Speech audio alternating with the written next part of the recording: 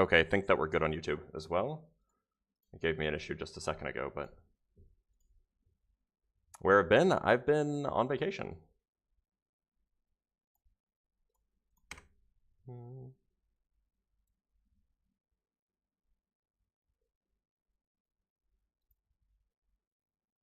Okay, so I should be live on YouTube.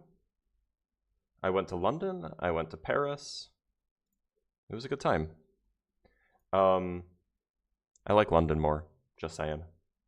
Just give me one moment, everybody, and we'll be ready to go.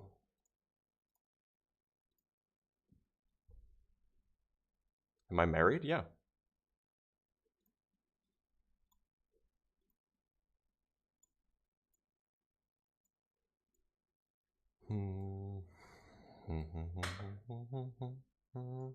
All right, I think we're all set. I hope my audio is okay.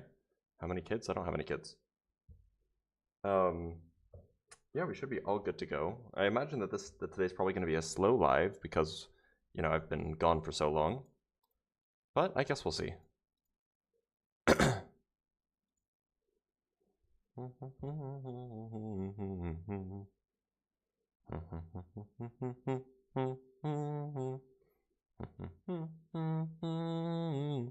I'm good, Van. Thanks for asking. I appreciate you. Remember to like the lives as you guys stream in. And we'll get this thing off and running. When did you realize God didn't exist? Basically as long back as I could remember. What's your favorite debate point? You mean like topic, or do you mean... Ah, we have a guest. Do you mean topic, or do you mean like point on a topic? What do you mean? FaZe, how's it going? Can you hear me all right? Yeah, give me a quick second. Let me put my headset on. Yeah, sure.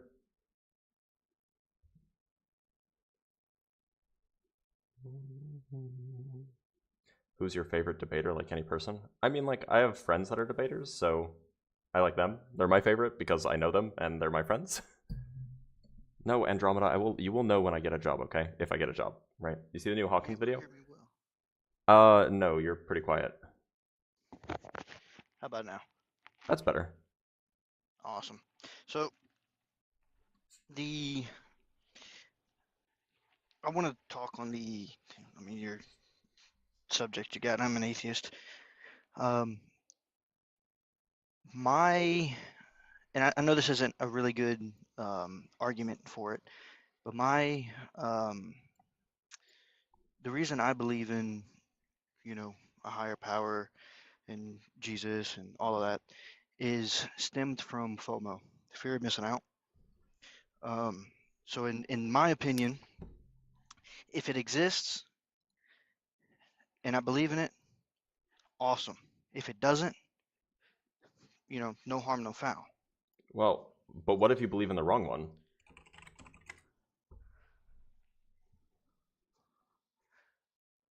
I guess you can make that argument as well.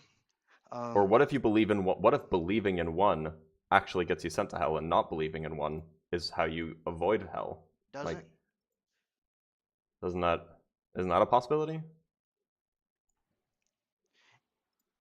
It could be, but I see myself as non-denominational. But you're Christian. What if Hinduism is correct? Correct. I'm not too sure. So then the FOMO doesn't seem to be the thing that makes it it doesn't seem like FOMO gets you out of it, right? Like if you have a fear of missing out, then in some sense you should be as vaguely religious as you can be, right? True.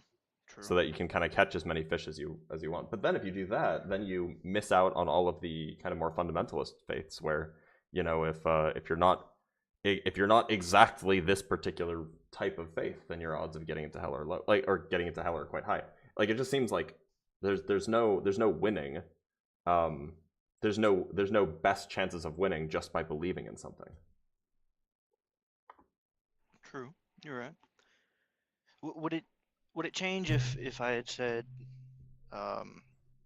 my how do I put this? I'm not good at debating this subject. That's okay.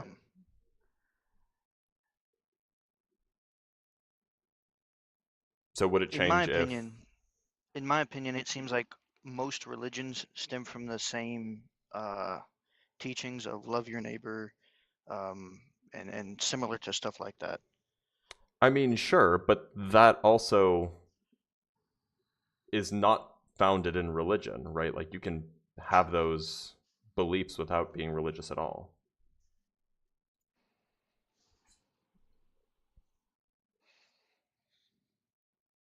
You're right. I'll have to uh, I'll have to come up with some better arguments. All right, sounds good, Face. Take care. All right, Blitz. Later. All right, let's bring on another guest. Remember, if you like the live, if you see what I'm doing and you're like, I like that, consider liking the live, whether you're on YouTube or on TikTok. Smashing that like button, damning that subscribe button to hell, all of this stuff. Great way to support the live. How's Oh, it and going? Grimlock, thank you for the $5. Caught in the act. How's it going? It's going pretty good. How are you? I'm doing okay. Just got back from vacation, you know. Oh, So nice. Where'd you go? I was in London. I was in Paris. All over the Oh, place. cool. Um, Very cool. So what God do you believe in? Maybe I'm on the wrong live because I read it wrong. I'm actually an atheist, so Oh, then you are on the wrong live because it does say opposition only. yes, my bad. You're good. Take care, bud. I, Oh no, he was in the middle of a sentence. Well, look, the background gets off-centered when a guest pops up. I can't do anything about that as far as I know. I don't know how to fix that. I don't know how to make that not be the case. All right, let's bring on another guest. Ro Jokin, how's it going? Good. What's going on? Not a whole lot. What God do you believe in? I accept the Islamic definition of God. So you accept that definition? Do you believe in it? Yeah, of course. Okay. You have to know the so definition before accepting it, right? Yeah, sure. So what's your best argument for the existence of that God? I have several. I would say to maybe summarize or classify different types of evidences. I would say logic, testimonial evidence. Then I would say even empirical evidence or science, and the fourth one would be more of like intuition or subjective experience. So yeah, these are my Okay. 4 standards for truth. If you don't mind me asking you, like, what are your standards for something to be true or false? It depends on the claim. If somebody tells me that, if a friend tells me that they had eggs for breakfast, I will just believe them based off of my trust in that person and the fact that the claim is not extraordinary. If somebody makes the claim that they found a black hole 500 light years away, I would expect some sort of like observational data. If somebody makes the claim that they've proven a new mathematical theorem, I would expect like a deductive or inductive proof. If somebody makes the claim that, we're all brains in a vat, I would expect some sort of logical syllogism. If somebody makes the claim that, I don't know, that some particular dude from Rome was like predicted the future and like predicted the outcome of a battle, I would expect some like archaeological data. Like it just depends on the type of claim. Okay. So what's your objection against a possible existence of a perfect being? What's my rejection of the possible existence of a perfect being? Well, I would have to know what you mean by perfect before I can qualify that. Well, classical theistic definition of God being all-knowing, all-powerful, eternally existing. And let's just stick to the fundamentals. Like, yeah, these four attributes: independence. Wait, sorry, what was the fourth one? Because there's the 3 omni properties. What's the fourth? Well, I don't accept like the omni property of God being everywhere. I would say God's knowledge is everywhere. So all knowledge. I didn't say omnipresent. The omni properties are omniscient, omnipotent, and omnibenevolent, right? Yeah, even omnibenevolent. Like, sorry, I can't say the word. But yeah, even that one, like, I don't totally accept that because God will punish people who deserve punishment. So I don't. Okay, so find when you that- say just to get back to where we were going, you were asking what about my objection to the possible existence of a perfect being. So what do you mean by perfect? So perfect. I would say having all knowledge, all power, all wisdom, eternal existence, and independence. Independence in what sense? Independence of everything else outside itself. So contingent. So you mean, do you mean necessary? Yeah, God being necessary. Okay, so the reason why I would reject the possible existence of a necessary being is because I don't think that that necessary being exists. Well, that's circular. Well, no, I Why? mean, like you're asking me why I think a necessary being exists. I just don't accept that there are necessary beings.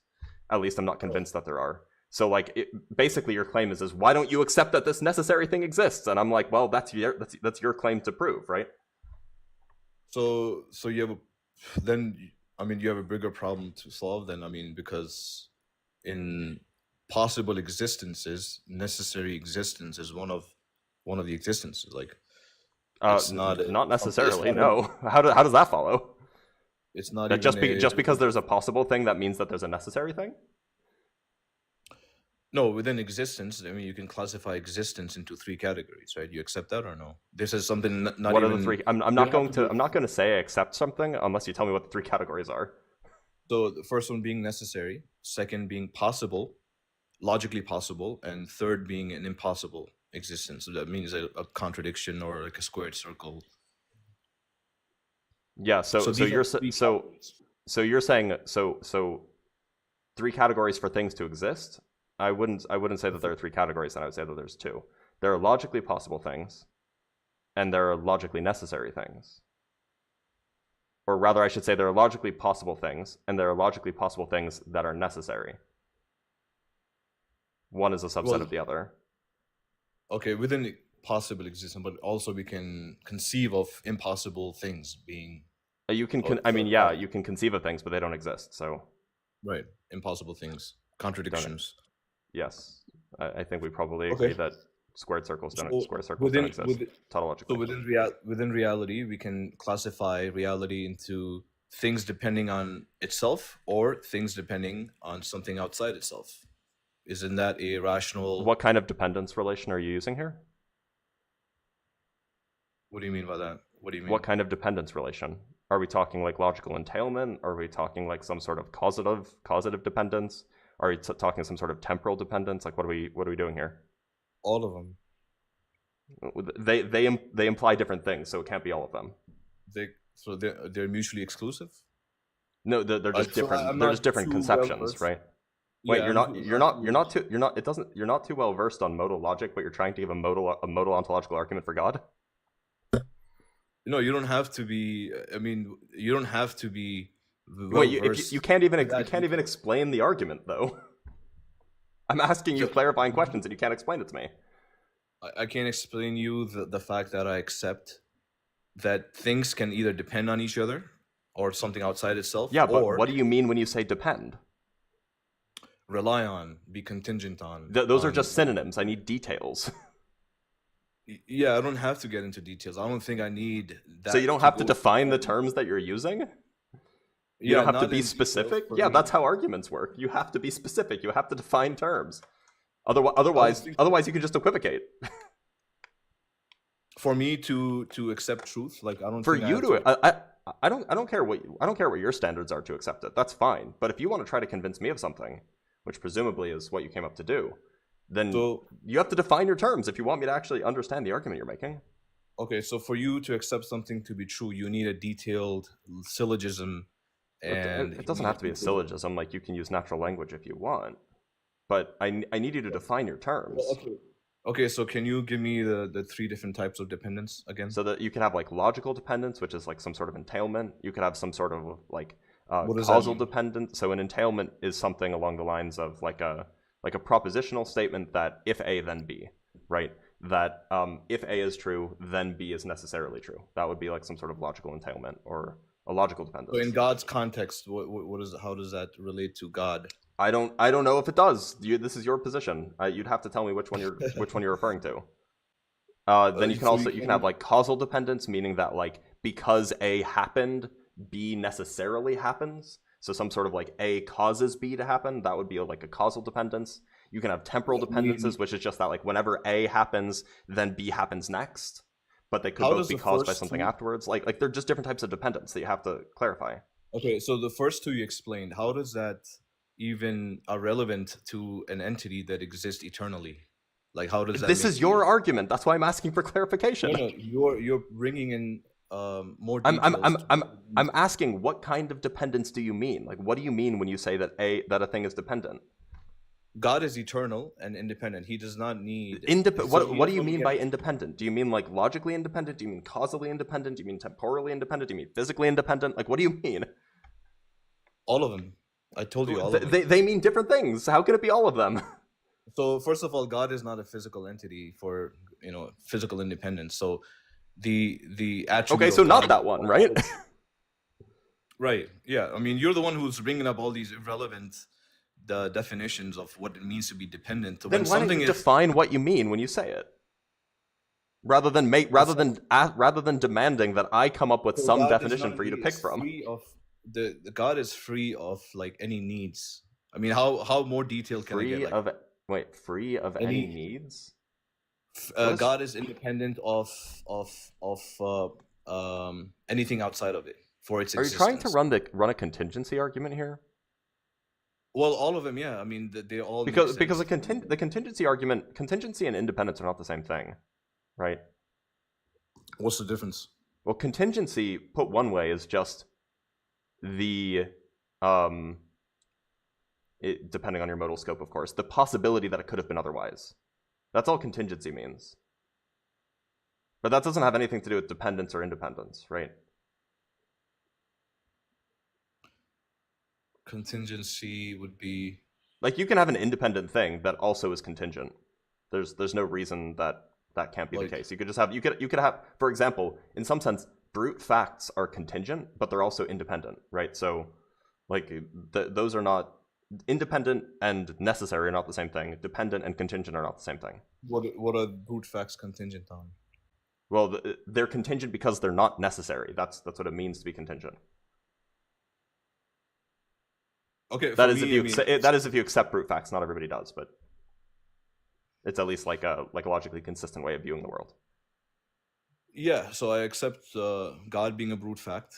I accept logic. Okay, so you don't actually have any justification for the belief?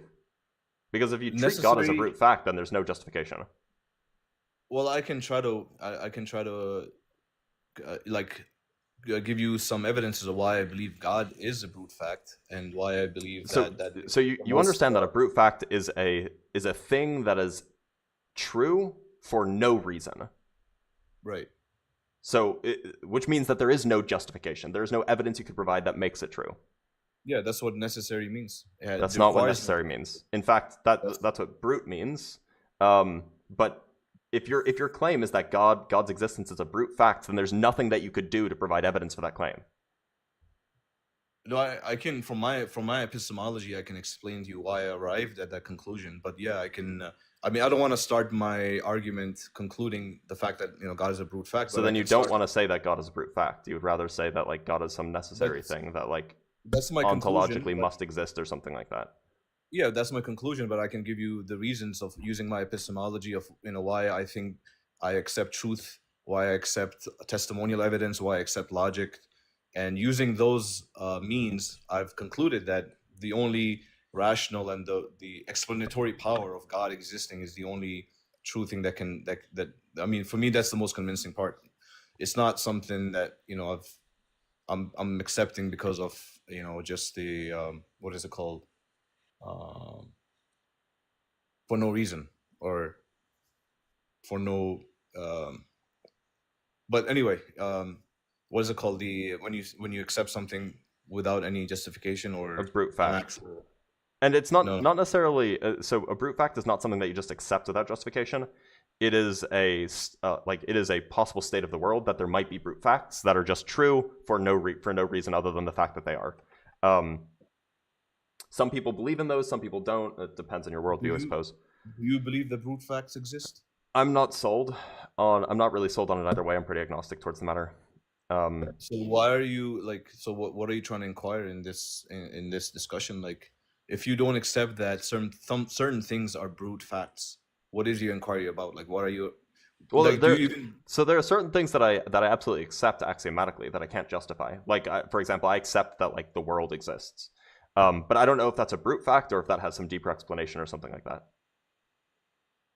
Yeah, I mean, that's contingent on your intelligence. I mean, the fact that you're assuming that your senses are reliable. That's why you assume that the world around you is also a real world. I'm assuming. I mean that there. Well, it kind of goes the other way. Like, I assume that the world exists, and so it kind of can. Well, I kind of treat them as like kind of two separate axioms or things that I just accept without evidence, which is namely that the world exists and that my senses are reliable. That both of these things are true, at least to some degree. Like, I maybe there's a deeper reason why they're true. Maybe they're not true, but I just accept those things as true because otherwise I can't really go about my day. So wait, hold on a second. So you're okay with assumptions then? Yeah, everybody has to make assumptions in their worldview, or you can have a coherent, or you can have like a coherent theory of truth where you just, like a coherent theory of truth where you kind of just accept things when they like mesh well together. Again, I'm pretty agnostic on like coherent versus foundationalist theories of truth. But like, yeah, I think that like if you're going to take a foundationalist position, then of course you have assumptions. Okay, so I think I would have a problem with discussion then, because I mean, if you're agnostic about the brute facts existing or certain things being, if you don't know if truths exist, then I can never convince you. Hold on, I didn't say that. Why would you think that I don't? You said I'm agnostic about brute facts. Brute facts, there are worldviews that don't include any brute facts and also include truth. Wait, so what's the difference between brute facts and objective truths? So brute facts are unfounded states of affairs, right? They're facts of the matter or facts about the universe that have no explanation, right? But you can have a worldview where in fact, there are worldviews, like Platonic worldviews, for example, where they have like some explanation. It's like this whole business with like the one and the many, or sorry, not the many. There's like the one, and then there's like the virtues and stuff like that have like ontological grounding for like various facts, and it includes no brute facts. It just is like a state. It just is like a some strange ontologically grounded worldview, and it has truth and no brute facts. Like, you don't believe in brute facts. You believe in a necessary being, which is not brute. Well, that's your claim. No, that's your claim. I'm helping you here. Your claim is that if you think that God is a brute fact, then that means that you don't think that God can be that you can provide evidence for God in any sense of the word. Right? If it was a brute fact, then there's no explanation for why it is there rather than not there. Yeah, maybe on its existence I cannot explain to you. Well, I can kind of conclude like something has to exist eternally because. Okay, then it's not a brute fact, right? You don't believe in brute facts either. That's my explanation of like using maybe logic that I do not hold true that something can come about from absolute nothingness. So okay, great. But my point is you don't believe in brute facts, right? But yeah, you have a foundationalist worldview which has no brute facts in it, presumably. I can either convince you I can either convince you by saying, okay, God is a brute fact and just walk away, or I can give you a discursive kind of reasoning on. Yeah, reasoning would be good. I think that reasoning is a good way to do it. Okay, so I shared like a common idea of what makes something true, so we can accept. Okay, logic is something we accept, that of non-contradiction. So because things exist right now, I can I can deduce or conclude that something has to exist eternally. You accept that? By eternally, does that include things that exist in a non-temporal sense? Because one understanding of eternally could mean that for every moment there is a moment before it, and another sense of eternal could be that in some sense, there is a timeless existence, but there are no moments. Yeah, those are kind of two different. So which one are you referring to when you say that something Well, must exist eternally. More along the lines of independence, not based on time. So something eternally in the past and eternally in the future, but like time would be irrelevant if you bring in the more of the contingency arguments, not causality. Um, So, so as far as I'm concerned, at least one of those two types of eternal things must exist. I don't know if we can rule out either. The kind of eternal thing that kind of exists in a timeless sense, and then the kind of eternal thing that exists in time, but for forever. It seems like both of those are plausible. time forever. I mean, our concept of time really originates from the Big Bang and the idea of like, like the space and time are kind of What do you mean? Our notion of like time because time originates itself from the Big Bang? Well, time itself is a mystery. I mean, no physicist will agree on one definition of time, saying, "Okay, this is time." Okay. And the What fact does that that have to do with the Big Bang, though? I mean, that our data suggests that that's where everything started in terms of matter. It doesn't. Okay, what else do we have in terms of empirical data about the data suggests that 13.8 billion years ago, the universe was very small and very hot. That's all the data suggests. Logically, you can logically pan out like maybe 4 options. Either there's an infinite series of universes before the Big Bang, or you can say there's something else, like a cyclical universe, just contracting and retracting for eternity. Like you can classify all different options, and then the 4th option would be that something infinite exists and that caused the Big Bang. For me, that's the okay. But so how do you get around? So my original question, just to be clear, was why is it that you can say, or I guess this wasn't a question. My point was that it doesn't seem like you can rule out either case where you have either an infinite past where for every moment there's a prior moment, or a finite past, but then a non-temporal thing that pre-exists that finite past. Both things seem plausible. Yeah, but they're not mutually exclusive. Like, I mean, that's well, no, they're not mutually exclusive. But I mean, are you disagreeing with me that there's something eternal? I mean, was just trying to get clarification as to what kind of eternal thing you're referring to. Because you said that we can deduce that something eternal exists, and I might even be willing to agree with you on that. But I just wanted to know which kind of eternal thing you meant. Which kind of eternal thing? The 2 kinds that I mentioned.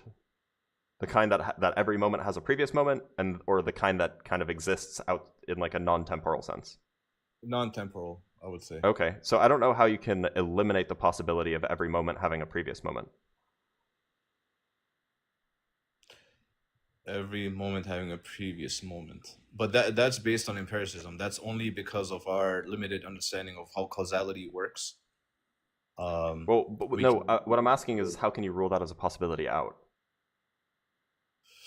How can we rule it out? Like I said, it's based on empiricism, and empiricism is limited. It's based on just observation. Sorry, you're giving an explanation as to why it might not be true. I'm asking how you can rule it out, meaning how can you know for sure that it's not the case? Yeah, I mean, I cannot prove anything to you for sure. I mean, can you at least give a justification as to why we shouldn't believe that that's possible? Yeah, I just gave you the justification. It's more plausible that you can rule out prior causal events for infinity because it's based on our limited observation. I don't see how that follows. How do our limited observations rule that out? Because we are just making an inference about the past. It's an inference we are making about the past. That's what's the inference rule? The inference is because we see causality playing out in nature, because everything has a prior moment. We can say that it's based on the assumption that inference would be true infinitely or something like that. Yeah, so that actually seems like a good justification for believing that is the case, that it is the case that every moment has a prior moment, rather than that it's not the case. You kind of just gave a good argument to the contrary. I prefaced it by saying it's an assumption, so assumptions could be false. Yeah, but it's a okay, look, you're trying, just to be clear, just so then we can lay out what you should be trying to do, is you should be trying to show why that assumption is false, or at least what's a good reason for thinking that it's false. In fact, that assumption, what you gave as an example of induction is actually a good justification for believing something is true. Like if I've only ever seen squirrels, or if I've only ever seen fish that swim, I have good reason to think that fish cannot fly. Now, it might not be true, but that's at least a good justification for thinking that fish don't fly. But you would be saying, but that's an assumption. How do you know that fish don't fly? Therefore, in fact, we should believe that fish do fly. I know that there are flying fish. That's why I'm using that as an example. And by the way, they don't fly. They kind of just glide and jump. So maybe I would say, and that's a good point, because I know I'm using induction to conclude that no, you're using the opposite of induction. Induction is actually good justification. Yeah, but that's based on, induction is an assumption I'm making based on my experience that everything has a prior cause. But I'm taking it to its logical conclusions that you can have prior causes either infinitely, that's dependent on. I mean, this goes back to the whole argument of infinite regress and all that stuff. For me, there has to be a beginning with something existing eternally that does not require a prior cause, because then it would lead to an absurdity where you're just going on infinite regress, where definitions like beginning and no beginning there would be no utility to them anymore. So for me, wait, you can still have notions of like beginnings in an infinite regress. Like even if the universe has always existed, I could tell you about like when I began, I don't know, 4th grade. Like, okay, you can still use the language of beginnings and endings, even if every moment has a previous moment. Like, there's no issue with that. Like infinite regress of causes. What's the issue with that? The issue is in the contradiction of the definition of beginning. If there's an infinite regress of causes, then there is no beginning. Where's the issue? No beginning. How do we get here then? From yesterday. That entails that there was a beginning. No, it doesn't. Yes, it does. So if you keep going back, there has to be a point where there has to be an initial state of affairs that brought about our current affairs. Why? And that has to be explained somehow. I mean, either that had a dependent cause or it had an independent cause. I don't know what's the so an explanation and a causal beginning are not the same thing. Well, you can kind of mesh it together and explain. I mean, we're discussing, like, for example, an explanation could be something like, well, universes have to exist necessarily, therefore our universe has always existed. There is no beginning of the universe, because that would imply that there is a state where there was no universe, and that's impossible. That would be a potential explanation. Whether or not it's true is a different story, but you can have an explanation and still not have a beginning. Well, in this case of the universe, you cannot say the universe existed for eternity because of because of the stuff the universe is made up of. It's all dependent. How do you figure? Wait, why can't dependent things exist forever? Why can't one dependent thing be caused by another dependent thing, be caused by another dependent thing, and so on? And by the way, I assume by dependent you mean contingent. Contingent, yeah. Why can't you just have an infinite series of contingent things? It's I don't have the syllogism, but it's just doesn't make sense to me that dependent things were dependent on each other for infinity. Okay. I don't know. Like, it seems fine to me. So, are we at an impasse then? Like, you're just like, I don't think that it's possible, and I'm like, well, why not? And you say, I don't know. Yeah, I guess so. I mean, at some point, you have to kind of leave the argument. So yeah, you have your own assumptions on how. Well, I'm just not convinced when you say that that's XYZ thing is impossible. You haven't given me an argument as to why it should be impossible. So why should I think it's impossible? It's just the argument from dependency. Like, You haven't given me an argument, though. You just kind of there said has to it. be a syllogism. I mean, look up Anselm's argument from contingency, the argument from cosmological argument from contingency. Even Al-Ghazali is it's pretty solid, but I don't have the syllogism in front of me. Okay, so do you want to like minimize the app or something and go pull it up really quick, or do you want to move on to something else? Because I mean, like, I shouldn't have to look up your own argument for you, right? I mean, the arguments have been around for thousands of years. It's just that, I mean, you might. I mean, if you're going to if you're going to bring up the argument, then you should know the argument, right? Yeah, but like, I mean, I don't memorize these syllogisms. I should probably, just because if I'm trying to convince you, I should probably, but like, you know, yeah. Anything else you want to talk about? No, I think we should be good. All right. Well, I appreciate you being here. If you ever want to talk again, feel free to come up and we can talk about a syllogism, okay? All right. Take care. All right, take care. Y'all be nice. He was good faith.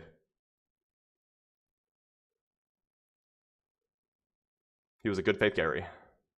By the way, remember, like the live, share the live, spread it around, get more people in here. More people is good. All right, let's talk to TikTok user 405.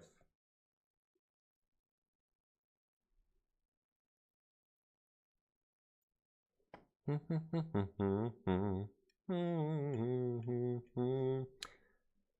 you tell me your opinion on time not being real?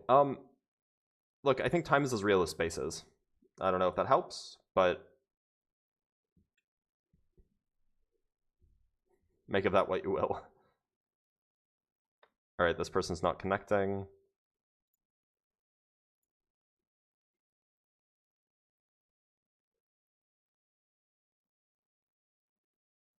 Yeah, I'll be live again at the normal times. All right, let's bring up another guest because that person's not connecting. Time should be a derived function? Why should it be a derived function? Why any more than space? Like, seems weird.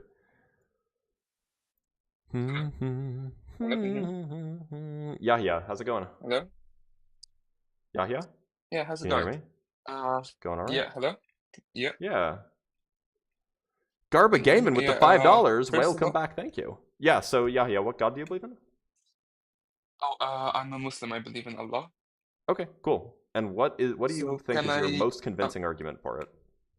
yeah, so can I just preface this by saying, I'm sorry, I'm not from the US, so I have a bit of an accent, so if there's anything that It's you don't okay, you're fine. understand, that's okay. So, one of the reasons that I believe in God is because when I think about it, and I'm sorry, this I might not be very clear, but when I think about it, all I can think of is, well, when people explain the Big Bang and how everything came to be, there is no explanation as to where everything came from, right? Because if you believe that time had been continuously moving forward from a certain point, then at a certain point there was nothing, and then there became something, right? Well, but I just don't think that that's like the consensus view on what the Big Bang is about. Right? Okay, Like, there yeah. are tons of possible explanations for why the Big Bang happened. Basically, none of them, with maybe one or two exceptions, is like there was nothing and then there was something. No, I'm not talking about the Big Bang as in like what I'm talking about the Big Bang. Okay, so the Big Bang, the idea of it is that the universe was very dense, and then it started to expand, correct? Yeah. Okay, so before then, that dense universe, at the very beginning, that dense universe, um where did the matter come from? If matter can't be created or destroyed, where did the matter come from? Yeah, I mean, I could offer you like half a dozen different explanations right now. We don't know which one's right, of course, but that doesn't mean that there aren't explanations. Well, I get that there have to be explanations, but what I mean is, whatever explanation you come up with, or whatever explanation humanity can come up with, there has to be something. It has to be caused by something. Our belief in God is that he's a being that doesn't follow the natural rules, which means that, for example, if we say that for everything for anything to happen, there has to have been something beforehand, something that happened beforehand, then God would be the exception to that rule, meaning that there Why wouldn't couldn't there just be need. a natural exception to the rule? What would the natural exception to the rule be, though? Perhaps some atemporal state, some purely spatial, non-temporal state of affairs that exists in a non-temporal way and has some, some energy that if you go to a certain place, that energy initiates a Big Bang. Like, why couldn't it just be some natural thing But like where, that? but That it that's, exists but then, atemporally. yeah, but then when you say something like that, I ask, where did that energy come from? Well, no, Because you can it's always. it's atemporal, so it doesn't have a beginning. Oh, It didn't start somewhere. It's just a thing it that didn't start some. exists. So Like, it's just there. like it doesn't even make sense to talk about it always existing because it doesn't exist temporally. Oh, I can't. I'm sorry. I don't really understand what It that doesn't would exist in mean. time. It exists purely in space. It exists purely in space. Oh, well, Yeah, I think that's pretty similar to what our belief of it God is, is. but it is Yeah, similar, except my explanation, or rather, this wasn't mine, this is yeah, Stephen Hawking's. Stephen Hawking's okay, explanation doesn't require the supernatural, it's purely physical. okay. No, yeah, okay. Other than that, I get what you're saying here, and to be completely honest, I don't have anything to say for that. I'm not going to go on talking about something that I haven't studied this as much, and I really do hope to study it one day. Sure. I am planning on going for university to university for physics next year, hopefully. Oh, hold on, how old are So you? I'm 18. Okay, good. Yeah. So my what I was saying was, okay, so I don't have much to say regarding that, but about another thing that helps me kind of believe, or that gives me more faith, is have you read any religious books or anything like that, or no? I'm most familiar with the Hebrew Bible. Um, Okay, and I'm somewhat familiar with the Christian Bible and somewhat familiar with the Quran. I've also read a spattering of more like Eastern religious texts. I've read the Bhagavad Gita. I've read some ancient Near Eastern texts like yeah, Sumerian things. I've read some like more East Asian things like the Tao Te Ching. I've read some those kinds of things. But I'm most familiar with the Hebrew Bible. yeah. Well, obviously you're more informed about different religions than I am. I have only read the Quran, but one thing about the Quran that I've read and that I found quite fascinating is how there are a lot of things in the Quran that have proven to be true, or that have been proven way after the Quran was written by science, and those things can like they weren't known back then or back when the Quran was written. So I've Yeah, heard this claim before, and every time somebody brings something up, you can actually yeah. usually find an example of it being discussed hundreds of years prior. Okay, so I haven't seen like could you give me an example of something you've heard, or would you like me to give you Yeah, an yeah. Yeah. example of something So, I've heard? there's a claim about the order in which embryos develop. Okay. That they develop first the bones and then the tendons, or whatever the order Yeah, is as described in the yeah, Quran. I've heard that. And people say, "Ah, well, no, we didn't know about this until the 1960s," but it's just not true. There were ancient Greek doctors that wrote about this. I can't remember his name. Uh, Yeah. there's a No, I famous believe you. ancient Greek doctor that it was Galen. Galen wrote about it, and so Okay. like that's an example of a claim where it was known about much prior to Muhammad's birth. And then there are Okay. also claims in the Quran that are just like false, right? Like I scientific facts haven't that are heard of false. any. So I haven't heard of any. Could you give me an example, please? yeah, so there's and I could go find you the exact verse Yeah, if you want, but there's a that's verse not where necessary. it says that man is made from a spurting fluid that originates from between the rib cage and the backbone. Okay. So interpreted properly, you and I both know what the spurting fluid is supposed to be, right? It's semen. It's supposed to be semen. Okay. Right, Yeah. right. That's Yeah. what's being described here. It's spurting forth from you know where. Yeah.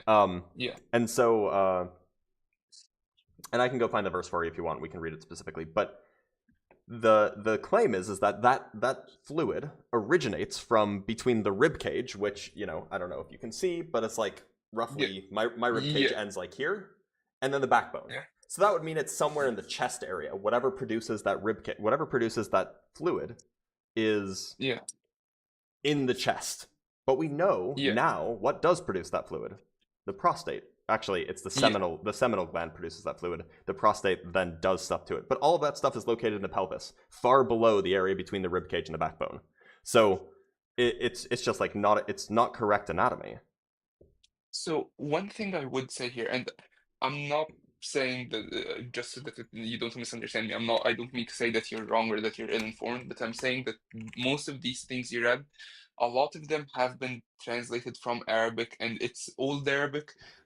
When I read the Quran, I did read it in Arabic. It's the translation sometimes gets stuff wrong, or get stuff that are meant to be, or stuff that when No, it's read by a native, yeah. I've had fluent native Arabic speakers translate this for me, and it's correct.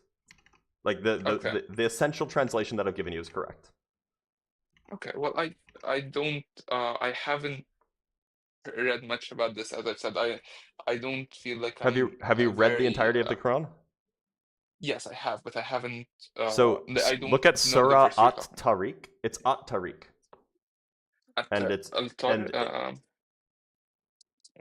and it's like verses 6 and 7. So it's chapter 86.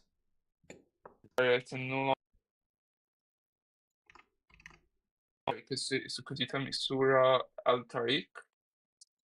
It's so you know, I don't speak Arabic, but on Quran.com it says At Tariq.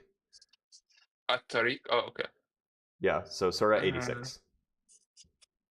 Okay, yeah. And so it's verses 6 and 7. Verses 6 and 7. Yeah. And one thing I would like to preface saying is I don't feel like I'm very qualified to do this because I don't want to give any misinformation. I just saw that you were doing the live and I wanted to join. I have been watching your content for a while. That's so fine. I wanted to.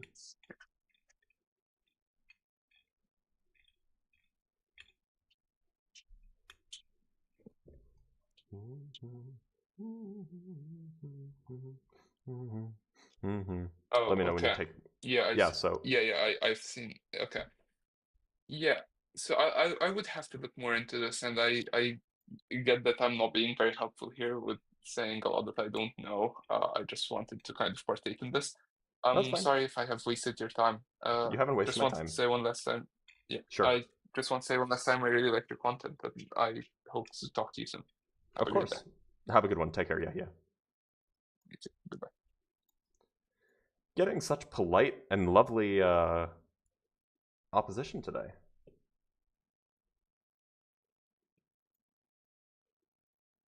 All right, let's see if we can bring on another guest. We still have no YouTube guests, so let's bring up Cleve Hines. Oh, not Cleve. Okay. Oh no, there's Cleve. Hi, good day. Cleve, how's it going? I'm okay, and Cleve, how old are you? I'm 32. Okay, great. And what God do you believe in? Can you repeat for me, please? You sound a little What? bit low. Yeah, what God do you believe in? Oh, I believe in the God of the Bible. Yeah. So Jesus? Well, yeah, Jesus, Yahweh, the Holy Spirit, I guess. Okay. So you're Christian. Right. Yes. Okay. Cool. So I'm also a scientist. Great. What kind of scientist, if you don't mind me asking? Biochemist. Nice. So, what would you say is the most convincing argument that the God that you believe in is real? Okay. All right. So what I'm gonna do, I'm gonna put the Bible aside for now, and I'm gonna take the 3 laws of thermodynamics into perspective in the discussion. Sure. All right. So, experimentally, if we're using physical experiments, we cannot prove the existence of God because you cannot use a physical methodology to prove something that is non-physical, right? So experimentally wise, you cannot prove the existence of God using physical method. So let's get that straight.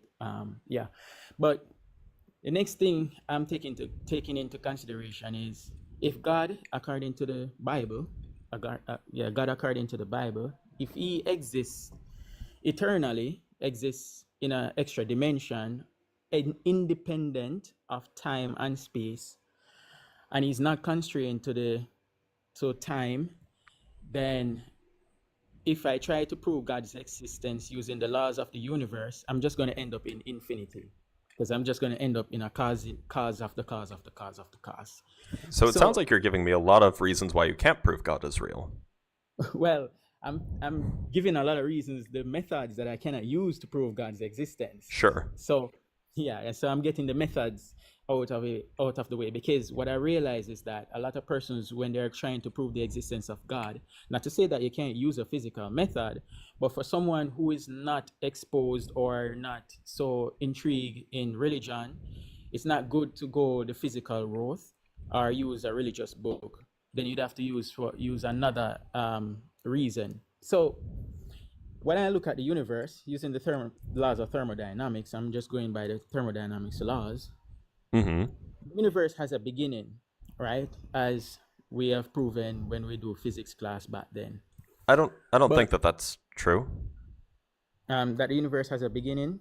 I don't think that the laws of thermodynamics get you there. Oh, no. I'm coming to that. I'm gonna tie it in. I'm also not convinced that the universe has a beginning, by the way. Oh, okay.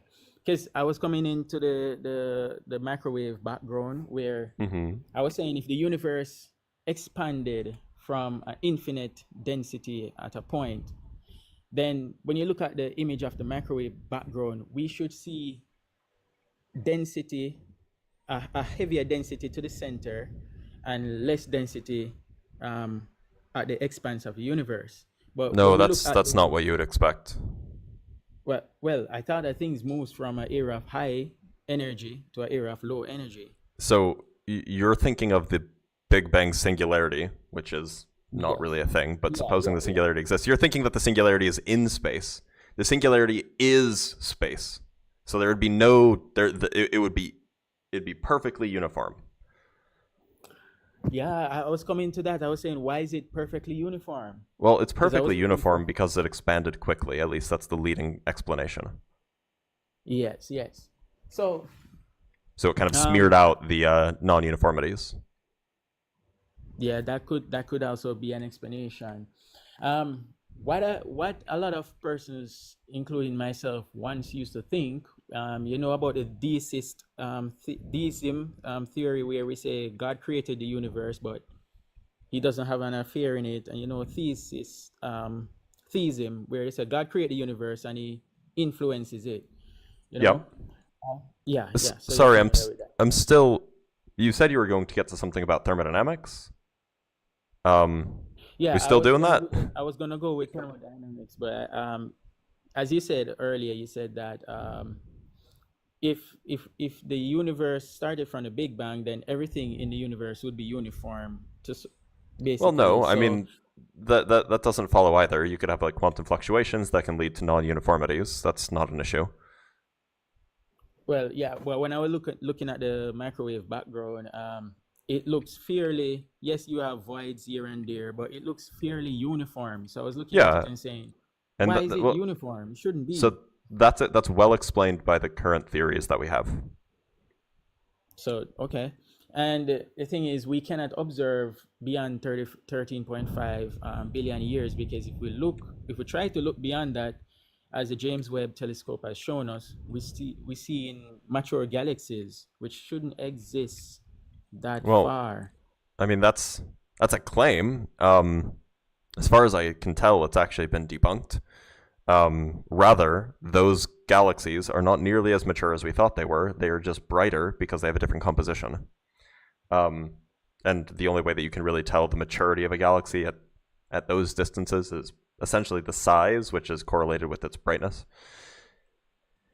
So, yeah, that's not really like that is highly contentious in the field of like cosmology, early universe cosmology.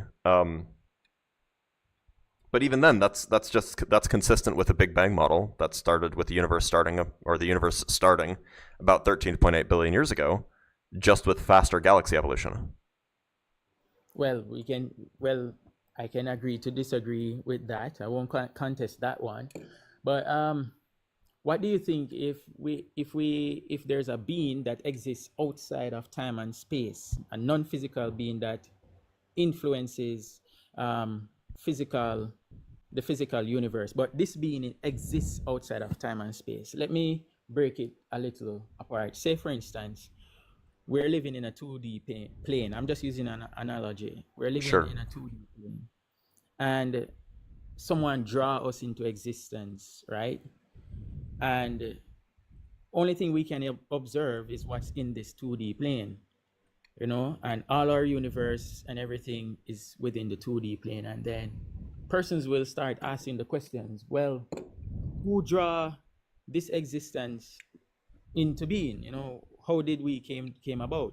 But in reality, there is another being outside of that 2D plane that influences everything that goes on in the 2D plane. So I was thinking, like, so this is a great story, but like, why should I believe that this is plausible? Because if we have to come to infinity at one point, because if you try to go back in time and try to find a causality, or you try to go in the future, you're just going to end up at infinity. I don't know what it means to end up at infinity. You can never get to infinity. When I mean that infinity means you're going to always have a cause of a cause of a cause of a cause. Maybe, or maybe not. Maybe there are things that are uncaused that exist naturally. Doesn't seem like it's a problem necessarily. Okay. Well, for me, I always look at it in this sense, like if we have the parts of a car, right? Can the parts of the car just randomly assembles itself into a functionable driving car? It's complex. I mean, it's logically possible that can happen. I would agree that it's highly implausible. Yeah, it's logically possible. On its own. Yeah, it's logically possible. Yeah, that it doesn't break any laws of physics for that to happen. Well, yeah, it doesn't break any laws. So it's logically possible. It's not like it's even physically possible. I wouldn't say it's plausible, but like a car, as complex as it is, just assembles itself into a complex working vehicle. Okay, you say it's possible physically, but I was looking at it from that. I was looking at the complexity of the universe and the complexity of even a simple cell, of how complex it is, even the codes of DNA. You're a biochemist, right? Yeah. So you know how evolution works, right? Yeah, I know, but I'm very much aware of evolution. And so then surely you know that complexity can evolve naturally, right?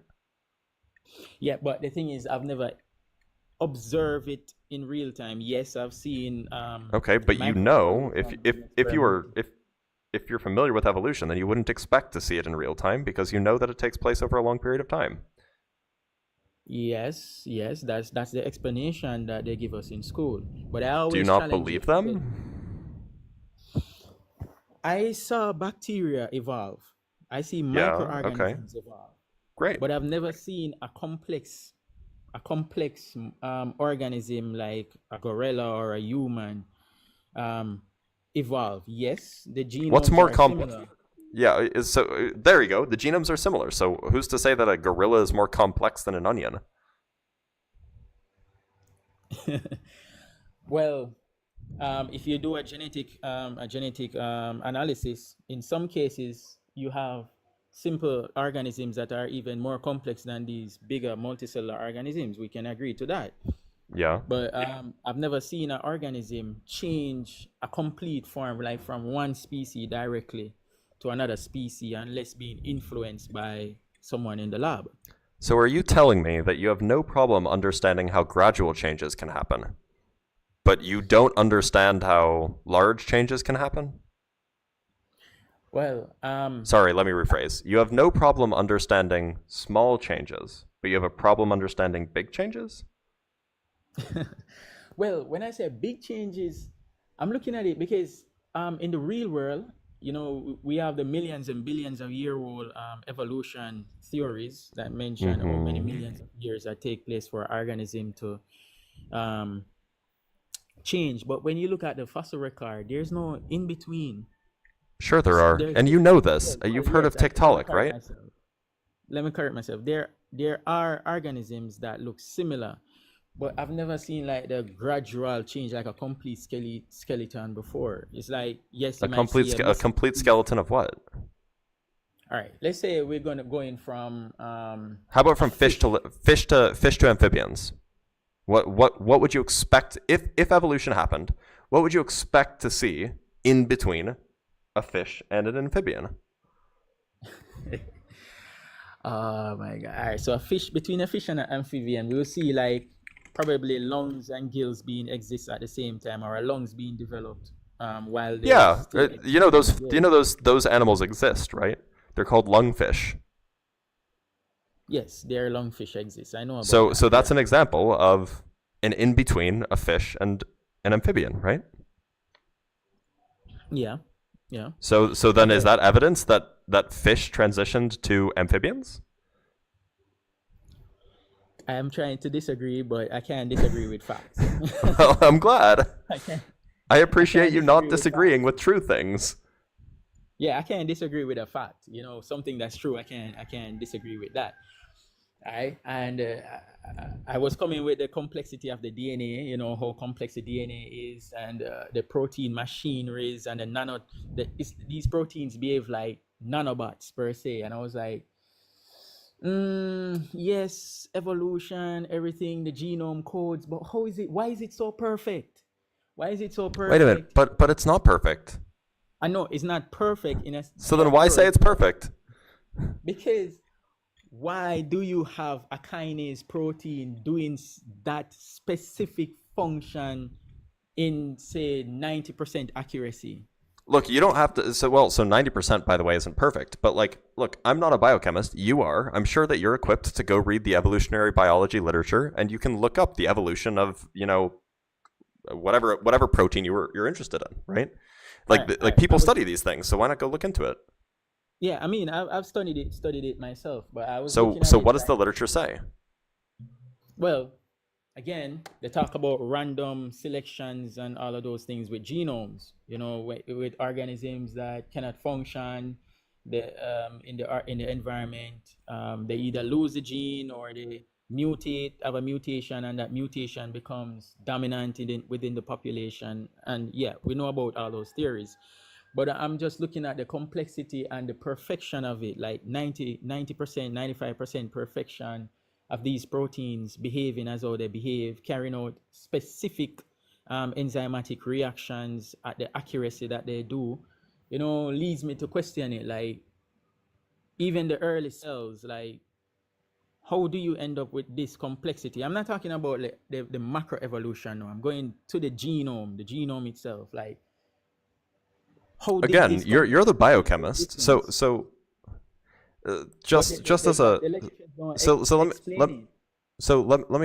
let me give you some maybe some perspective. So among the entire world's population, scientists, hard scientists, physicists, chemists, biologists, those kind of scientists are are far less likely to believe in God than the average person, right?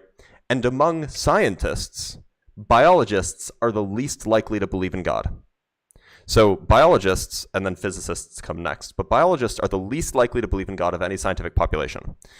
Now, among those, evolutionary biologists are even less likely to believe in God. So do you think that evolutionary biologists have never thought of this before, or do you think that they've probably discussed it in the literature and you just haven't looked into it? Well, I've seen the discussions, but when I see the discussions, so then what's the conclusion? Questions. I still end up with more questions when I see the discussions. There's many questions that I end up would actually ask have to ask, because So why not ask them? Well, yeah, that's a good. It's your field. Why not just ask them? Shoot them an email. Yeah, I can do that. But so do it. Yeah, I was just looking at the complexity of the genome and life in general. That I'm just looking at it and saying 95% accuracy. That's like, how do But we but come to this level of but your argument accuracy? is incredulity, right? Right. You're basically saying I don't see how this can happen, and Logic that is personal incredulity. That's just you saying, yeah, I don't understand how this can work, therefore it can't work. Like All right. people Let me put it people this- clearly have studied this. People will have answers. Go find those answers. All right, let me ask you this: you have a set of dominoes, right? Can these dominoes organize themselves from 1 to 27? It's random. It's already random, and you're gonna organize it now to 1 to 27. What's the possibility of that happening on its own? I guess it depends on the mechanism of the rearranging, right? If it was like truly random and uniformly distributed, then it would be like 27 factorial or something like that. 1 in 27 factorial. Okay. So that's basically what I was that's a question I have for the evolutionary biologists. Like, Right. But evolution is not uniformly randomly distributed, right? Like there are selective pressures at every step of the way that makes it yes, so I it's know not that there are random. selective pressures, but there's No, but it makes it so it's not random, right? yeah, Like but like there evolution are is a very there are non-random constants. process. Yeah, but what I was looking at, there are constants throughout throughout everything, because all right, so we have the first cell, the first living cell, right? That first living cell would already have its proteins, to make all its cellular Yeah. compartments, right? And it will already have the codes for those proteins, right? Mm-hmm. Sure. So I was If it's the looking at first like like, genuine cell, yeah, sure. yeah. So if you look at it, I always ask this question, like, what came first? Was it the protein, the nucleic acid, or is it is it DNA, RNA, or proteins? Which came So first? Because one again, can I'm exist not an without- evolutionary biologist. I'm not an origins of life researcher. I don't know the answers to these questions. I'm a physicist, not a biologist of any kind. But there Okay, are I was biologists that you can ask that question. But they can't answer. If I ask them which one came first, they all have disagreement. Like if I Okay, say, so maybe they you don't know can't the have the answer, protein but that before. doesn't mean that there isn't an answer. Well, but the thing is, none of the three cannot exist without each other for life to begin. You need. Well, the I don't know if protein. that's true, by the way.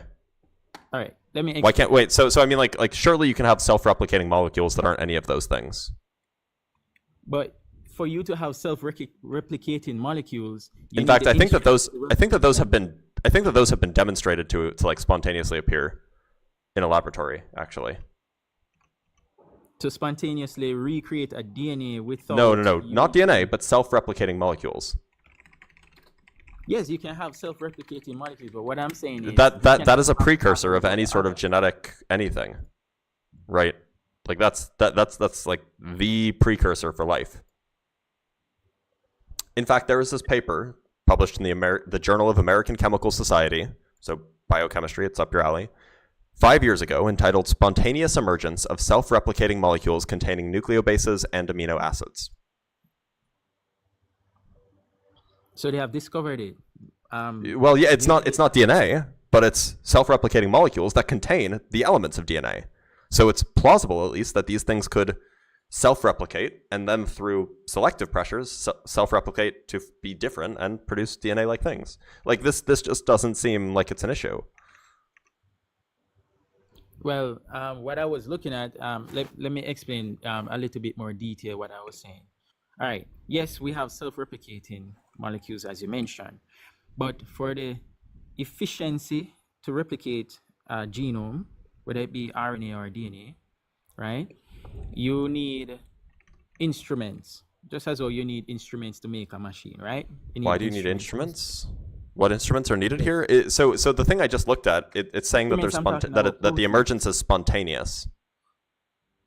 It's spontaneous. Yeah, that's the first word in the title of the article. Yeah, I got what you said. Well, I can make a nucleic acid in the lab. That's no problem. But what I was saying is to organize them in a certain pattern You know, you use the proteins to organize these. No, but that's not what happened here, right? This is spontaneous. It's not requiring some like prearranged machinery. But that's what I'm coming at. I'm saying a nucleic acid by itself is functionless. It cannot. Okay. It doesn't mean it can't be self-replicating. Yes, it can self-replicate, but you have to translate that information to a usable form. So look, so in order to have life, what things do you need? You need self-replication, you need metabolism, and you need a separation from the inside and you need a separation between the inside and the outside, right? And you need energy as well. That's what metabolism is processing of energy, right? Yeah. So I guess what's been shown in this article is self-replication can spontaneously arise. Now they're not making the claim that self-replicating molecule metabolizes. They're not making the claim that self-replicating molecule separates the interior from the exterior. Although I imagine that it must metabolize in some sense in order to continue self-replicating, right? They're not making the claim that they've shown spontaneous emergence of life, but they've shown that at least some of the ingredients necessary for life can spontaneously arise. And other groups, in fact, recently, this is something that happened recently, another group showed that spontaneous emergence of protocellular membranes can also spontaneously arise. So you can have cell membranes appearing just from a chemical soup, basically. So it seems like the ingredients for life to arise naturally, at least most of them, have been shown to exist. No, I agree. Don't get me wrong. I agree that these macromolecules exist and they can arrange themselves into subunits of the cell. I agree with those. But they can arise. They can arise from like more primitive, non-living organisms, non-complex things. They can arise spontaneously. I agree with that, but what I was trying to refer is, okay, I can have a nucleic acid, right? I can have a protein, okay? But what I was referring to now, if I have that nucleic acid by itself, just the nucleic acid with the codes, only the codes, right? I would need to translate that code into a functionable form. That was what I was getting to. So yes. Why do you need that? Why can't that evolve later? Because that code would have the information for the building blocks of how a protein should function. Why can't that evolve later? Why is that needed right at the beginning? But how are you going to read the information from the nucleic acid? You're not. It's just a self-replicating molecule. It's not just like it's not DNA. It's not RNA. It's not a protein. It's a self-replicating molecule that's made of amino acids and what was the other thing? Nucleic bases and nucleobases. But it's not DNA. It's not a protein. It's not RNA. It's just some other self-replicating molecule. Okay, but if as long as it's self-replicating and it can be subject to change, now you have the ingredients necessary for evolution to take place. Yes, I agree with that. But so then where's the issue?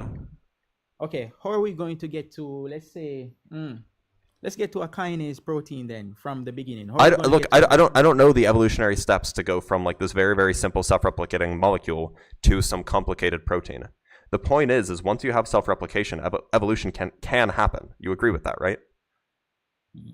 Well, yes. But so what's the issue? I mean, now if you want to know how the kinase protein evolved, just type into Google Scholar evolution of the kinase protein, and you'll find 100 papers on it. Well, I'm not talking from that perspective. I'm saying that, all right, we agree that they're self-replicating molecules. We agree on all of that.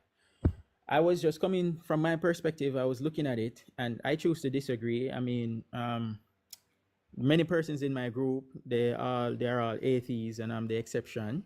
Don't get me wrong. I still carry out research projects and everything, but I'm the only one in my group that always vouch that there must be a being that exists outside of time and space that influences our universe and somehow write these laws into place. Now, sometimes when I look at the complexity of life and I look at it and, read into it, I'm like, okay, yes, I can make a nucleic acid, I can make all of this, but at the same time, I need an instrument to maintain a system, you know? So I was always looking at it and saying, okay, which come first? Is it the protein? Is it the nucleic acid? Is it the DNA? Well, Which so came go first? ask one of your go ask one of your colleagues and evaluate the evidence But that they when, present. and they all have contradicting. No one has And a and definite. look, maybe they don't know the answer. That doesn't mean that there isn't a correct That's what I answer. was coming to. They don't have a definite answer. They Yeah, all okay. come. So science. I mean, you're right. Science isn't done. We don't know all of the answers to everything. So when I ask that question, it's like, blah, no one has a definite answer. Which came first, the DNA, the protein, Yeah. Okay. or the Then RNA? that just means that there's more science to do, right? Yeah, it's like an egg and chicken. Like, which came first? Was it the egg or the chicken? The egg came first. The egg definitely came first in that case. And then someone will ask, but how would you lay the egg? Dinosaurs laid Someone will eggs. So, I mean, we always, when I get to that part of molecular biology, we always end up at that roadblock where we're like, okay, Well, no. But the how thing is we protein, don't always. So, I mean, you know this as well as anybody. Molecular biology, biochemistry, these are young fields. Like, we didn't even know DNA existed until what, the 50s? Like three generations ago? So, and now we've shown that spontaneous emergence of self-replicating molecules can happen naturally. Like this is a field. This is not a question that will never be answered, right? Like, this is something that you just need to do more science, and you'll figure out the answer eventually. okay. So you're saying we should, well, as the field evolve, then we'll get more answers. That's But for now, generally how science works. Yeah, well, as the field gets yeah, more that's mature, you how, learn more stuff. yeah. Because I mean, I was looking at it and I was like, hey, you can't have proteins being formed without the nucleic acids and stuff, but yet you can't have the maintenance and formation of nucleic acid without proteins used as an instrument. Like, there must be something. So yeah, I always ask that the questions, and right there when we reach at those three biomolecules, it just break down. We don't have answers, definite answers. So I I guess mean, it's, by the way, it's not clear to me that like proteins can't be the thing, can't be like the original thing, right? That's not clear.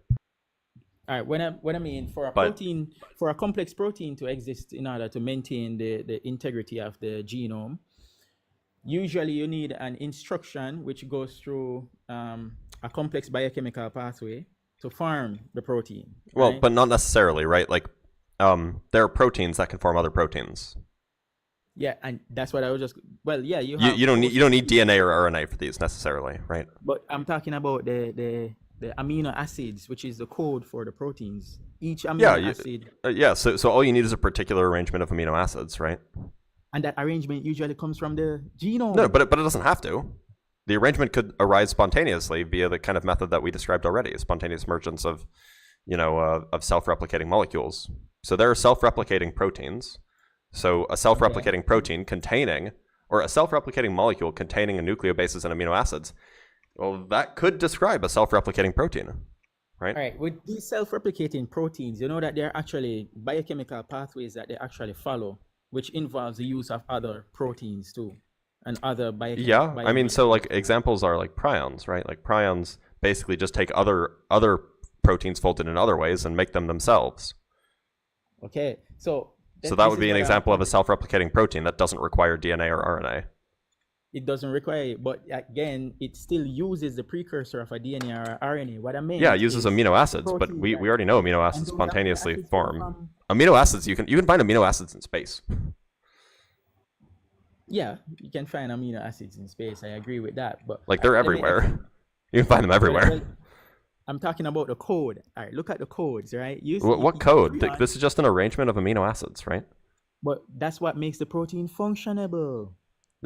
Look, it does if the amino acids are arranged in a particular way, if they can arrange in a particular way spontaneously that allows them to be self-replicating, then that's all you need. There's your protein. It's a protein because it's an arrangement of amino acids and it's self-replicating. So now you have a self-replicating protein. Okay, and okay, you mentioned prions. Do you agree that prions use pre-existing proteins to form Sure. themselves? Sure, that was an And example, those but yeah, sure. many of those pre-existing proteins arise from information within the genome, right? Yeah, but they don't have to. They could spontaneously arise themselves. Like we know that these things can spontaneously arise now. So Okay. All right. Now the next question is the complexity of the DNA. We mentioned that we have nucleic acid, but you know that nucleic acid in the environment usually breaks down really quick. Like DNA, like for example, you have DNA existing. If it's subjected to regular environment, it usually just breaks down. RNA is a little bit more. No, RNA breaks down faster. DNA actually maintains its integrity a little bit longer than most RNAs, right? That's why you need a protocellular envelope, right? Or what is it That called? was A what I cell was wall? coming to. Yeah, and we know that So those can form spontaneously as well. from complex lipids and phospholipids From and all or of those. from things that are not considered living, right?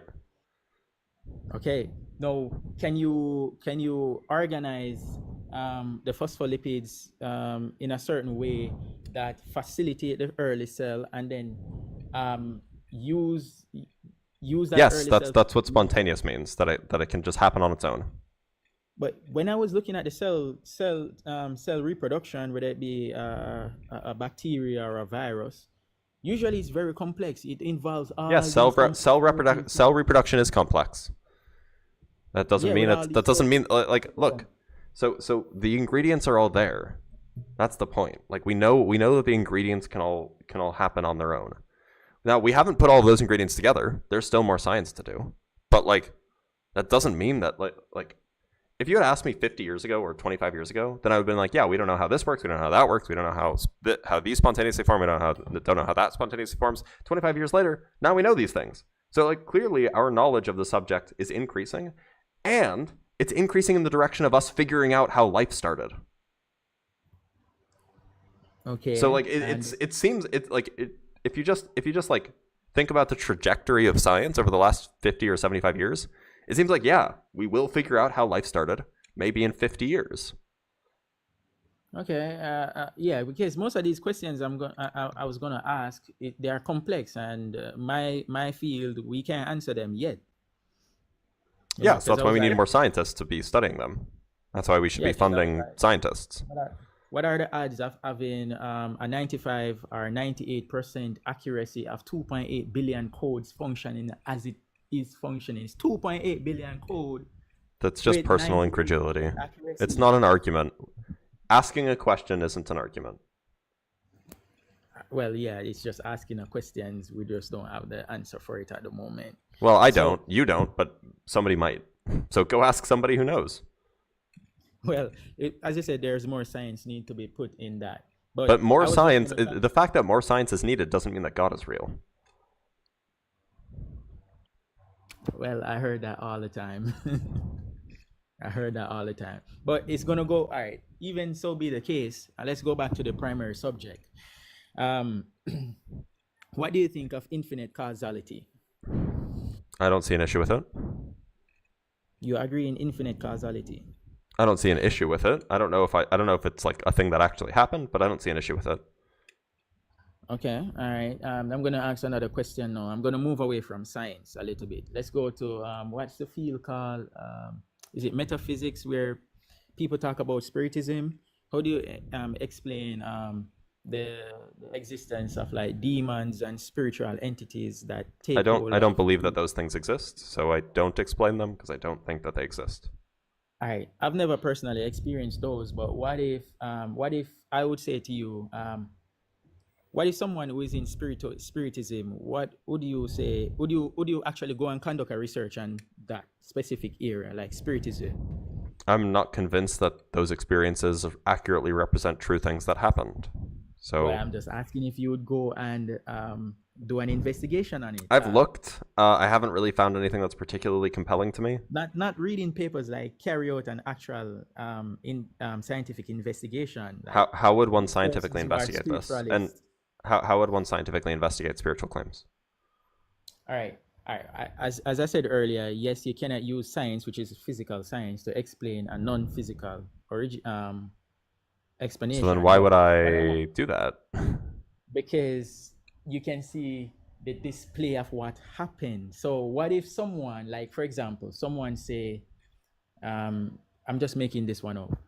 Someone sit here and they just command something to happen, and you see what they command happening. Which That's crazy. I would love to know how that works. If that was Exactly. real, I would love to know how that works. So study it That's scientifically. that's why I say if you ever think, I know that most of us scientists would not look into it, because I always disapprove spiritism too, but lately I actually started looking into it, like spiritism. What if this is something that can prove the existence of God? Because Maybe, demons but exist, so to be clear, maybe, but just like let's suppose that demons exist or that ghosts exist. That doesn't prove that God exists. But secondly, like, yeah, okay, if people want to go and study that scientifically, by all means, I'm not going to stop them. As long as they're asking good scientific questions with, reasonably founded hypotheses, I don't care. Do science. yeah, that's what I was coming to. I was Like, it's saying, not the science I want to do. Like, I don't really care about doing that kind of science. But it's not the science I want to do either. But I was just saying, like, if if somebody wants someone to do it, proved that yeah, those cool. beings Then I'd exist, believe them. then If they can scientifically demonstrate that, then I'd believe them. same here, and that's what I was Good. saying. If those beings exist, then God must exist. No, that's not true. How can, if you prove that a being exists outside of our time and space, Mm-hmm. right? They are non. Well, no, to be clear, ghosts don't exist outside of our time and space. They exist in our time and space because that's how you can see them and hear them and stuff like that.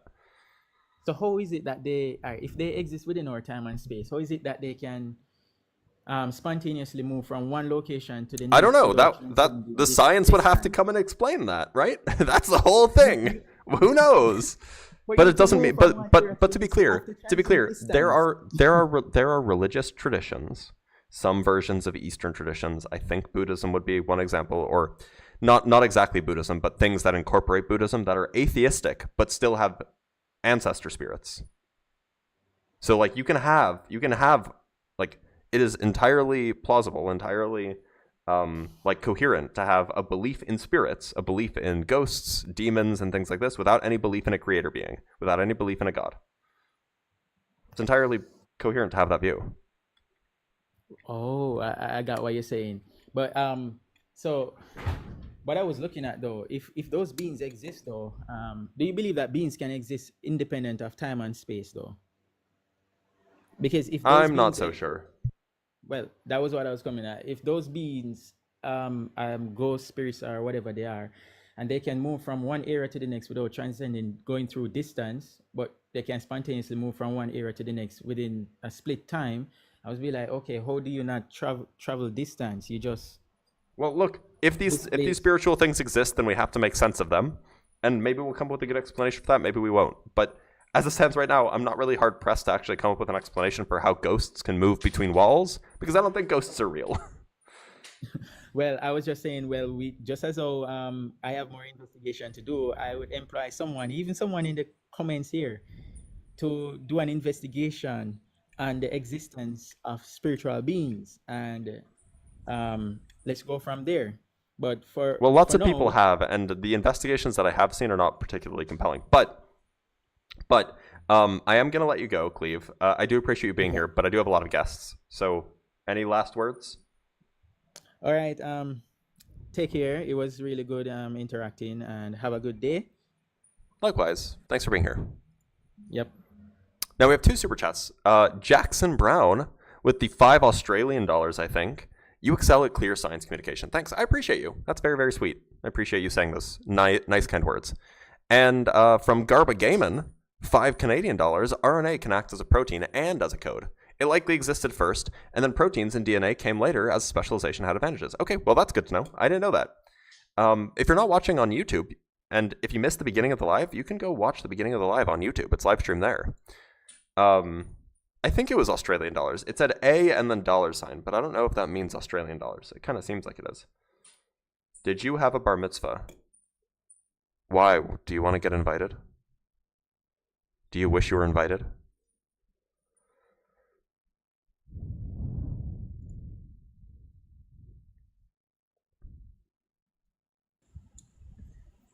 Halloumi, how's it going?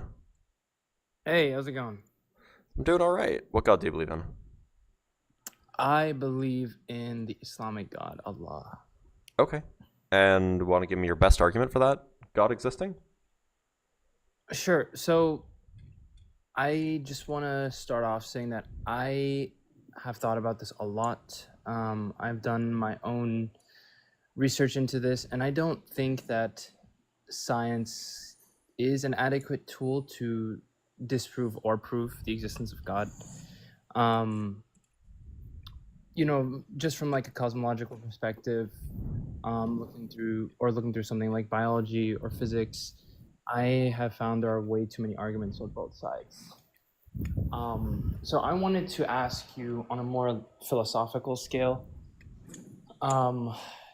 how can you explain that, we live in a very objective world, right? There are rules, there are very, very rarely broken constants like the speed of light. How can you, what is your best explanation for a subjective experience in an objective world? I don't think I really have one. I kind of I don't do like philosophy of mind really. I kind of lean on what seems to be consensus, I should say, loose consensus. It seems like most philosophers of mind, at least like the mainstream ones, seem to rely on some sort of functionalism, and so I'll be like, okay, that seems fine. I don't think that anybody really has a good explanation. I don't think that like qualia has been adequately explained by anybody. So I think it's kind of a wash. Okay, yeah, no, I that makes a lot of sense. And so what do you believe is the best? Do you agree with the lambda CDM model of the universe? Not necessarily, no.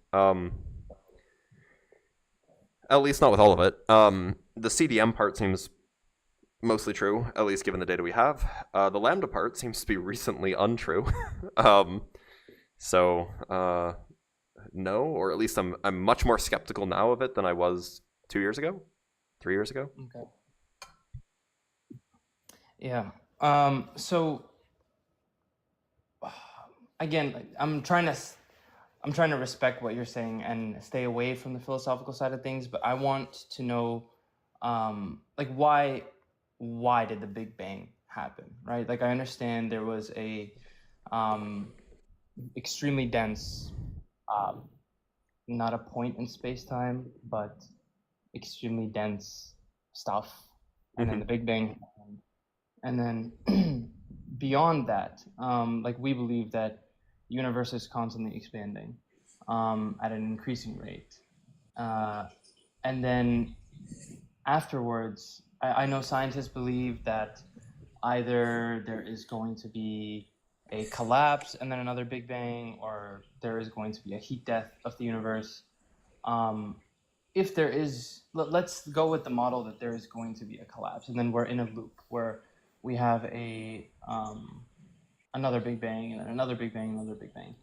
Do you think that each time they're going to be completely different, or they're going to be the same, or what are the physics that support that? It depends on the dynamics, really. But the one that I think is probably most plausible is that it would be the same every time. Okay. So let's say that I agree with you, right? So if that were the case, that it would be the same every single time, because matter cannot be destroyed or created. So we will have the exact same amount of matter each time. And in the exact same configuration. Yeah. So let's say there is a loop, right? Mm-hmm. Do you think, however many billion years pass after the next collapse and the next Big Bang, that you and I would be sitting here talking about the same thing again? Yep. So to me, that sort of points to, there is some believe that. Oh, where'd you go?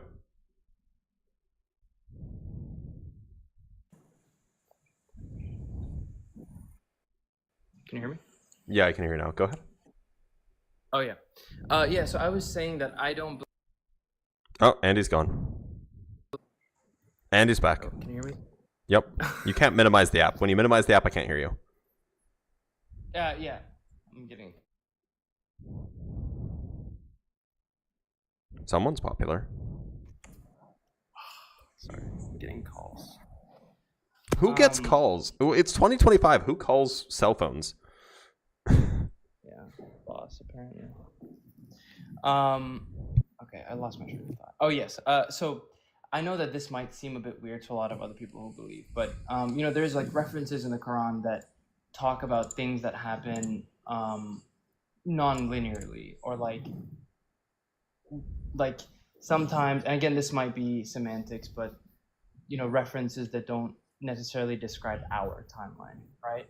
So if I feel like my strongest point is that if things happen over and over again in the same situation, right, could that not be some sort of evidence to point towards the existence of a god? Why would it? Okay, let me try to frame my point better. Like, there is a lesser degree of randomness when you have things that happen in a closed loop, right? Yeah, it wouldn't be random. I agree, but I'm a determinist, so. Okay, so for me, you know, going back to the beginning, a big bang and then a collapse and then a big bang establishes some sort of design, right? Rather than I don't grant that at all. Why would I grant that? Well, what is your I want to understand what your view on this is then. Well, what it establishes is Andy teacupped again. It establishes that there's a cyclic universe. I don't see how you get design from that. Okay. Okay, no, I agree with you. Like that's definitely a valid point. And like so let's say it has been cycling forever, right? Like it's been going on and on over and over again. Sure. Like what determines those laws specifically? I don't know. I mean, some people take the position that the laws of physics are necessary. Some people take the position that, you know, it's a mathematical multiverse, and so every set of possible laws exists. Other people say that the laws of physics are, you know, dependent on like some underlying thing that they, you know, well, I guess that's kind of more of the first thing. Some people say that, you know, if you believe in God, then you might say that the laws are imposed by a designer. Like, I don't know. I kind of lean towards the former, that the laws of physics are necessary. Insofar as they are relationships between kind of fundamental objects. And those relationships are kind of like, they couldn't have been any other way. Otherwise, you would have had contradictions arising. But, you know, I'm open to having my mind changed on that. Maybe the multiverse thing is more plausible. Yeah. Yeah, that makes a lot of sense. I also think that, you know, if we have that sort of cyclical nature with absolutely no deviations, I think it can be taken in a lot of different ways, right? Like I understand how you would take it in a way that doesn't necessarily, you know, agree with the fact that, okay, that means that there's a God. And for me, it makes me sort of think that there is a much more intelligent design, because I can't agree that there is so, like that, you know, that if the universe collapses in on itself many, many, many years from now, that there would be absolutely no deviations. And again, I know this is just one, you know, model of our universe, but it's the one that I find the most plausible. And, you know, if that were to happen, then for me, it points to, you know, a more intelligent design. And there's a sort of elegance in there rather than... What criteria are you using to evaluate design? The nature of the universe being cyclical, and... But like, what would the universe look like? Let's say that it did expansion and recollapses, but it wasn't the same every time. Why would that be? Why would that be less designed? Because then I feel like that introduces randomness, too much randomness, and then it sort of throws out the argument that you and I could be sitting here trillions of years from now talking, right? It could be no life ever exists But at all. why does change imply lack of design? Well, I think that when you... Because it doesn't have to be random. It could be deterministically changing, right? That's definitely... But again, see, I feel like there's less of a point for my point of view then, right? Then if that were true, if we were going with that model, I would be more inclined to agree that there is no God, and that, I guess what I'm trying to get at is, what criteria are you using that would allow you to establish whether a thing is designed or not? Like, what is the criteria that you use? Okay, yeah, that's a very good question. So for me, there needs to be a level of complexity, right? And I think the universe itself checks off that box, right? It's immensely complex. And then a certain level of functionality, right? Where, like, even us, like, we can, like, look at planets and look at their atmosphere light years away, and because of what we know about the universe, the inherent design of the universe, we can assume that, okay, there's methane in the atmosphere, so it might be a hallmark of life. And because we have understood the design of the universe to a certain degree, we can make those inferences. And I think that is, that points to something that is more functional than random or non-deterministic. Doesn't that just point to consistency rather than functionality? Yeah, I mean, it definitely could. It definitely could. But again, I see two sides to that argument. And I think that rather than it just being simple consistency, then it definitely could be something that is much more functional. Like, we use science as a tool to, analyze things based on laws that we've not created but discovered. Because science doesn't actually create anything; it's more of a tool for observation. I wouldn't say discovered is the right word either. I would say described. Yeah. Okay. Like, we've observed patterns and then we describe those patterns, right? Using laws. Yeah, so, and I think that a lot of what we learn through observation is that, oftentimes than not, we observe some sort of order in the universe that trumps the chaos. But again, order just implies consistency. It doesn't imply design, at least not necessarily. But don't you think they could go hand in hand? Well, so I could imagine a divine creator that likes order and hence would create an orderly and consistent universe. I could also imagine a divine creator that loves chaos and hence would just make things randomly happen. It doesn't seem like a designer or a divine creator would, like, I don't see any reason why I would prefer one over the other. Yeah, again, that's a very excellent point. But can we, for argument's sake, assume that there is a divine creator who, because let's say his end goal was to create humans for whatever reason, I can't argue why he would want to do that. But let's say he wanted humans to exist and he wanted to evaluate humans for whatever reason. Forget. Well, so sure, if you specify a god that is exactly what would be expected given the circumstances that we observe, then of course that god would match the data because you've fine-tuned your god to match the data that we see. But that's doing the inferential reasoning backwards, right? You're supposed to come up with a hypothesis and then see whether that hypothesis matches with new observations, not just take the old observations and use that to build a hypothesis that matches with those same observations. Because anybody can do that. You can do that with a naturalistic worldview. You can do that with supernatural worldview. That's just called hypothesis design. If you really want to try to make sense of that hypothesis, you have to take that hypothesis and then use it to make new predictions. Mm-hmm. Yeah. So where would you start if you were to argue I know you're arguing against. So you're arguing against. Where do you start? Yeah, well, so I think that the sensible thing to do is to just argue bare naturalism versus bare theism, perhaps, or yeah, something like that, and then just compare the worldviews.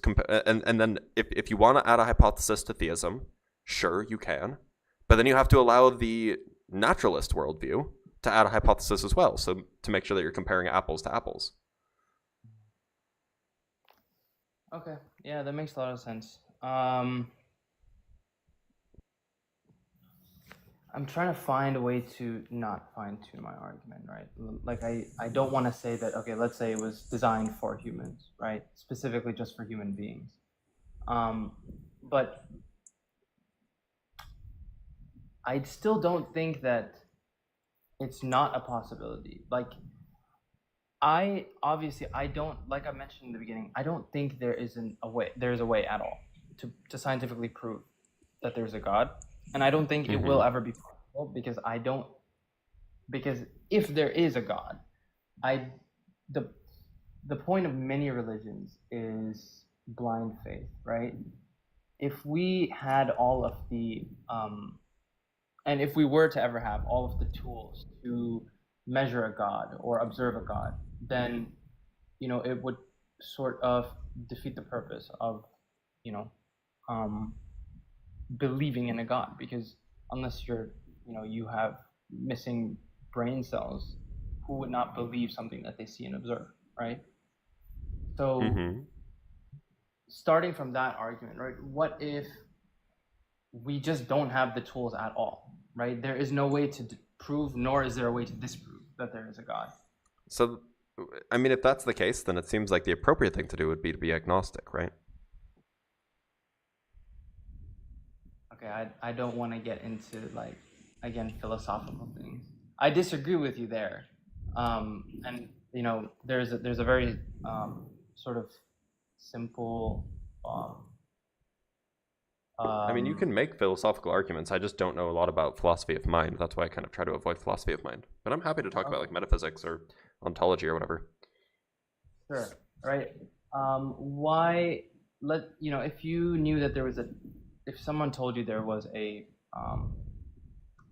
exam coming up, right? Like one that your professor wanted to give you in secret, like a pop quiz, if you will. There is no way for you to determine whether or not that information is true. But everyone is hearing about it. Some of your classmates choose to believe it. Some of them choose to not believe it. Would you not rather study for the exam? Isn't this just Pascal's wager? Yeah, so I want to know what your thoughts on that are. So here's the trouble. Here's the trouble with the analogy you gave. A more accurate analogy would be something like, if you're in college and you hear a rumor that a class is having a pop quiz tomorrow, you don't know what class it is. You don't even know if you're taking the class. You don't even know if that class is at your university. Would you study for it? That would be a better analogy for what we're really trying to investigate here. Would you still not? What would I study? What would I don't know what I'm supposed to study if I don't know what the class is. Would you not pursue that knowledge to try to pursue what knowledge? Should I go read Shakespeare? Should I pick up a math textbook? Should I go practice my underwater basket weaving? Like, what am I supposed to do? Who am I supposed to talk to? And how should I figure it out? Yeah, that's that's what religion is. I mean, that's what. Or maybe the class is maybe the class with the pop quiz is the drama class, and really what the pop quiz is to evaluate who's brave enough to not study for the quiz. Like, how do we know that in fact I should be studying for the quiz? But and then in this analogy, agnosticism would just be what? Not studying. Well, no. What I'm saying is that there is no correct decision to be made in this horrible example, or it's not a horrible example. It's a great example. There's no correct decision to be made in this situation where you've heard of a pop quiz. You don't know if it's for any classes that you're taking. You don't even know what class it is or which university it's being taught at. You don't have any of that information. So there's no conclusion that you can draw from this information. There's no correct course of action. Okay. Yeah, I mean, again, I that's where, that the blind faith principle comes in, right? And again, I can't really sit here and argue against you because you're right? And that was also my point in the beginning. Obviously, you expanded on that, and again, I agree with you.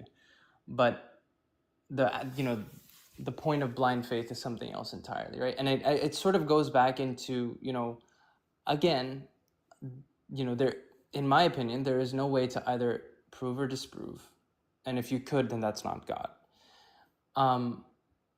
But on a personal level, wouldn't you think it makes life, seem more purposeful? Maybe. Maybe some people need it to find purpose. I have no problem saying that. I know some people who, like, I've talked with people on live who really need to believe in God in order to not relapse into their addiction, for example. And to them, I say, by all means, have your belief. I'm not going to try to stop you. For other people, I don't think it's necessary. Okay.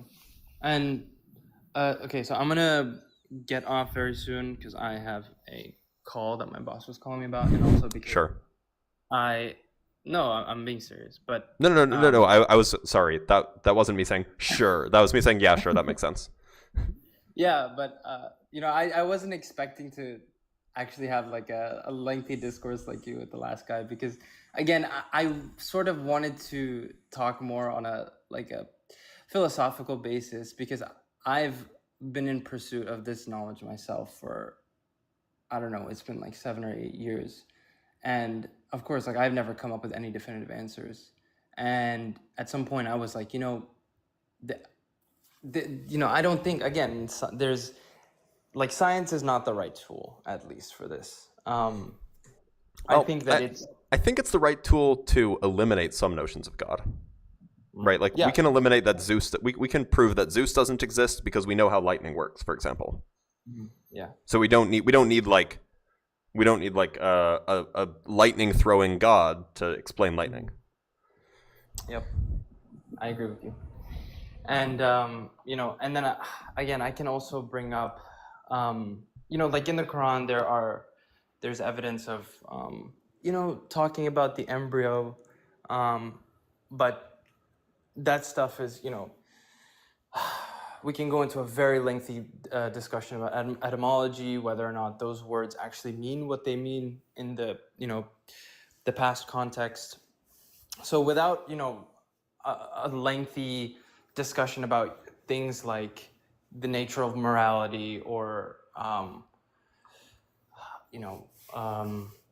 a subjective experience in an objective world, I don't think that I can really get anywhere. To be honest, I'm a really big fan of yours too, so that's also why I wanted to talk to you. I appreciate that. But that's if you want to talk about philosophy of mind, you should go bother allegedly Ian. Ian is more philosophically literate than I am. Like, I'm decent at philosophy, but Ian just reads a lot more of the contemporary philosophy literature than I do, and probably knows something about philosophy of mind. You could also always bother Danny. I don't know if you know Danny. His account is Danny Phil Talk or something like that. I don't know if he considers himself a philosopher, but in some sense he is. He teaches philosophy at a university. He has a master's degree in philosophy, so you could also talk to him. But anyway, I'm going to let you go. But there are some people, if you want to talk philosophy of mind, those are the people to talk to. Okay. Well, Sound it was good? really good talking to you. Likewise. Yep. Take care. All right. Bye-bye. Yeah, Danny teaches philosophy. He teaches at a university. Yeah, so, I'm not going to dox him, but yeah.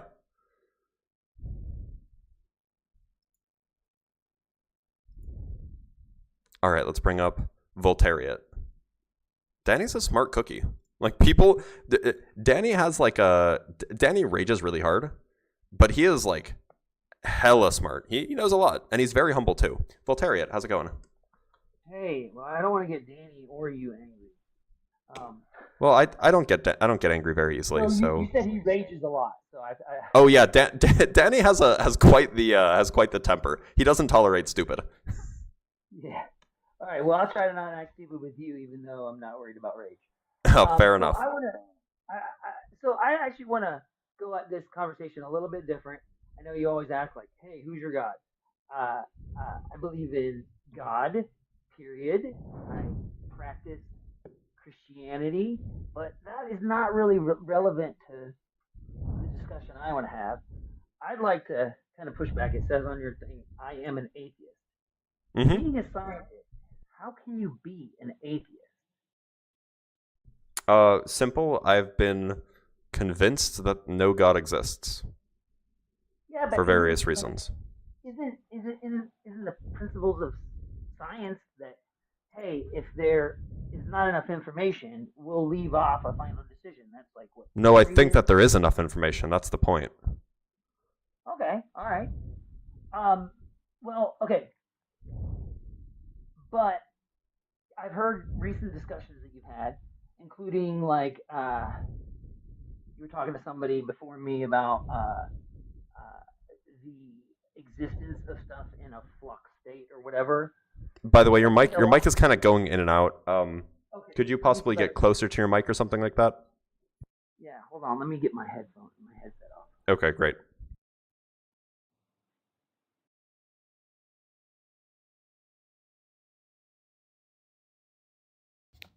Is that any better? It is so much better, thank you. Okay, good. So a lot of your explanations really just point back to, well, science. Well, science can't prove that. Well, science this. I feel like all the mystical ends that you could define that would give evidence for a god or something beyond this realm, you've just sorted to, well, science, which is, Well, then you just haven't been listening for very long, which is understandable. This is the first live I've done in like 2 weeks because I've been on vacation. But yeah, I talk about philosophy and stuff all the time. Yeah, well, so, but to that point, do you? I mean, like if you just say, hey, well, science doesn't have that figured out yet. What is that? What is the difference between that and somebody of faith saying, well, Jesus did that, or Muhammad did that? Like, if you're just saying like, hey, well, I don't know, and that'll be figured out later, maybe. Like, what's the difference between that and, say, faith? Well, in some sense, there isn't a difference, but the position that I'm coming from is one of a proven track record, right? Like, it's just historical fact that over the last 200 years or so, our knowledge about how the world works has like increased dramatically, right? We went from basically knowing nothing about electricity, about chemistry, about life, about we knew something about gravity. We didn't know anything about atomic structures. We didn't know anything about anything really, to basically knowing almost everything about all of those things. Now, obviously, there's still some missing pictures, but we are really, really good at figuring stuff out. So just on the inductive case, the odds of a particular empirical question being answered by the scientific process is just wildly high. Yeah, so, well, okay, so you said, this new religion science that has only been around for 200 years. Yes, I did that on purpose. I know. Has got it all figured out. I didn't say that. Well, okay, but like you're basing everything on this new premise. Like, let me give you an example. So I went to school for building architecture, not what I do today. But one of the things that I found absolutely fascinating is when they were talking about gilding and they were talking about Gothic cathedrals, it's impossible to build a Gothic cathedral with the engineering, technology, and math and CAD programs and systems we have today. We don't know that how the Gothic cathedrals are still being built, right? Well, no, not with the same materials, with the same. Yeah, no. There was a Gothic cathedral that was finished in like the mid 1900s. Yeah, but you. I think it's in Cologne, if I remember correctly. It's in Sure, Germany. We know how these things are built. Like this is really well understood. Well, there's nothing secret here. No, like if you gave a modern engineer the materials to create a buttress dome. They couldn't do that with the same material. Why not? Like, Wait, according to who? Well, according to the architecture books and theory books that I've read, and a lot of wait, we know exactly the physics of how domes work.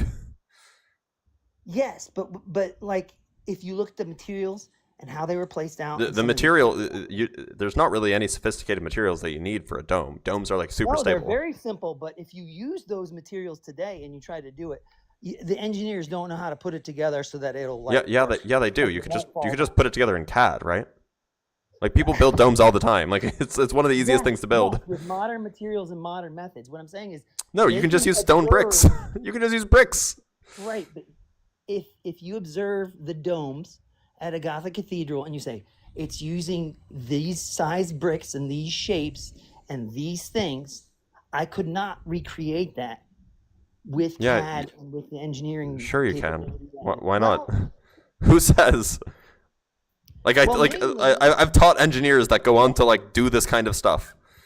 Well, I'm not saying that we can't build stuff better. I'm saying that the methods and the concepts and the ideas. And one of the reasons that this has occurred is based on gilding, which is like my dad was did this. My grandpa, my great grandpa all did this. Gilding is it's like well understood. It's done today. But the ideas and the methodologies and the science behind it can't really be explained. Gilding is like basic physics. Some of it's basic physics. I mean, some of it Which part can't be explained? Well, some of it we could retroactively do. Another good example is like the wheel. Wait, hold on. Which part can't be explained in gilding? Well, I mean, I guess we're in disagreement. I don't believe that you could use the same materials and the same tools that they used to create a majority of the Gothic cathedrals with modern engineering. Hold on. That's just tautologically true. If you're using modern engineering, then you're not using the original tools. So are you saying that we couldn't reproduce exactly what they were doing using their tools and their methods? Because of course we can. We have their building plans. If you're asking, can we do the same thing with modern tools? Of course we can, because we have modern tools. No, okay. I'm saying with the historic tools and materials. Yeah, of course we can. Historic tools and materials are like limestone bricks and like some mortar sometimes. But you couldn't get the domes to stay up. Sure, you could. Like, domes are super stable. Engineers have analyzed, there's no issue. Like domes are super stable. But getting them into a stable state, placing it's really not challenging. Well, I mean, it's like obviously it's challenging. Like mechanically, it's tricky. But like obviously, yes, you can. Of course, you can. Well, like hundreds of people died to those things collapsing as they failed. So like they had their struggles with it. And a dome is solid once it's done. They understand why it can stay in a static state. They have no idea how they were built.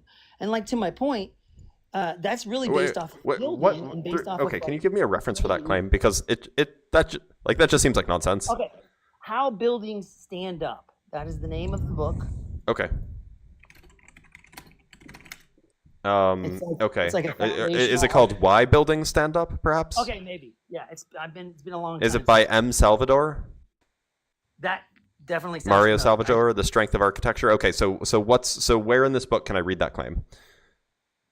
Like I said, I read it in college. I've been out of college for years. Okay, so I'm looking for domes. Okay, so page 225 is where it talks about domes. I assume it's going to be in this section. Sure. I mean, I know it's referencing Gothic cathedrals in that. Okay, so I'm looking for any claim about it saying that we can't do it today. Any particular keywords that you want me to search for, or should I just skim it? It's been like 25 years since I read that book. Okay. Meridians and parallels. Okay, so it's dome deformed by vertical loads. It's describing the mechanics. Cool. Thin domes, and then there's some details here. Bending at dome bottom owed to base ring. Okay, so it's describing how to avoid the bending, or I guess how to have the bending with a base compression ring. And it's describing an example of the Pantheon.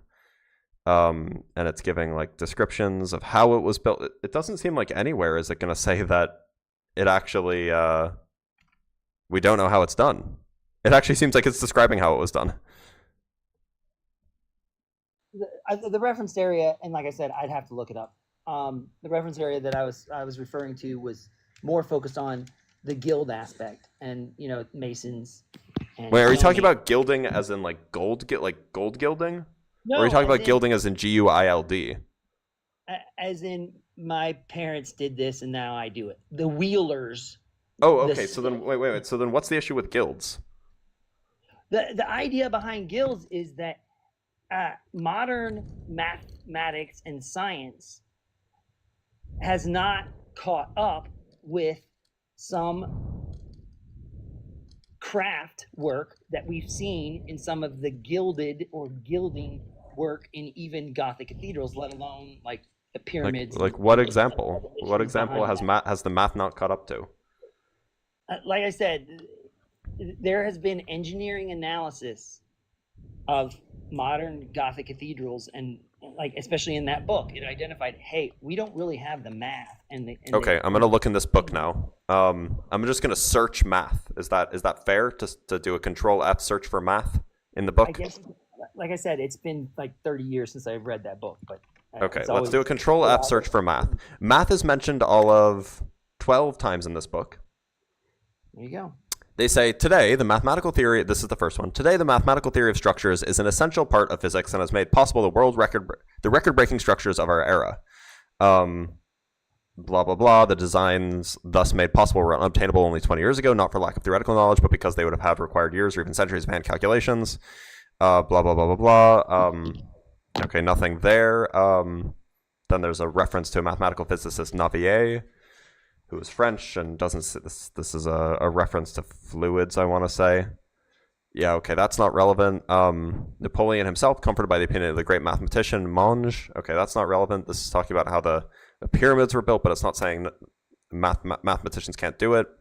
The Egyptians were not very sophisticated mathematicians, and it's difficult to believe that they might even have conceived of the number pi.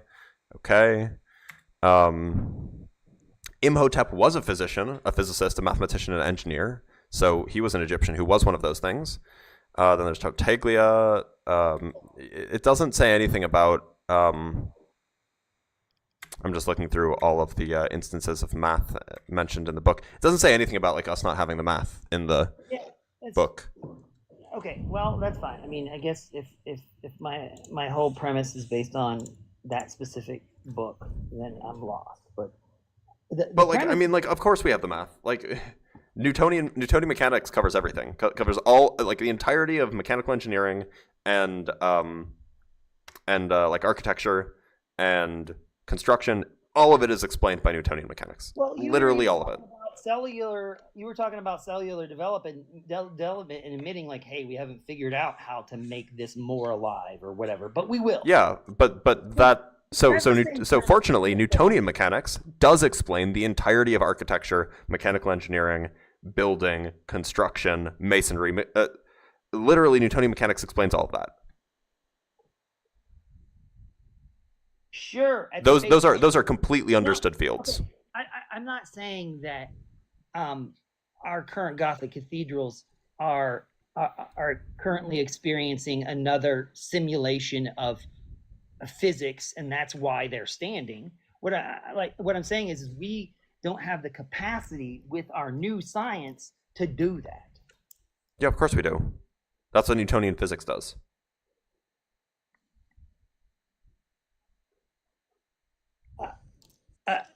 I'm telling you, and building in the context of, hey, here's the materials and tools that they used.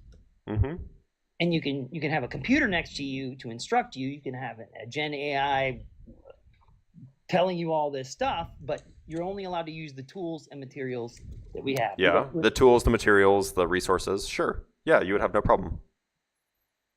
What can you give me an example of a thing that we just don't know how to do? An explicit thing, not just like cathedrals. Well, I mean, you gave one, like, we don't know how to spontaneously generate life. Again. Well, no. So we're talking about building things with like we're talking about like architectural buildings, right? Because that's the realm of Newtonian physics. like chemistry, like the origins of chemical life is not the realm of Newtonian physics. Okay, the idea that I was pursuing with this argument would be that science doesn't have everything figured out, and that's okay. I mean, you've even got this revisionism clause, like, hey, we'll figure things out. So just to be clear, science doesn't have everything figured out. Science doesn't have everything figured out. Like, there are questions in biology that are unresolved, like the origins of life. But you know what it does have figured out? The entirety of your field is completely scientifically described. We know everything about it. There's no more questions about architecture. Architecture is fully understood from a scientific perspective. Architecture and mechanical engineering, these kinds of building construction type things, completely understood, no questions. Okay, well, understood, but I'm saying capability for that, and I'm going to abandon it because it's not working for the argument that I'm trying to make. There may be certain things that we have lost with history, like how to build pyramids and stuff. It's the whole point. We know how to build pyramids. You use ramps. Well, the methods that they use. Yeah, they used ramps. Oh.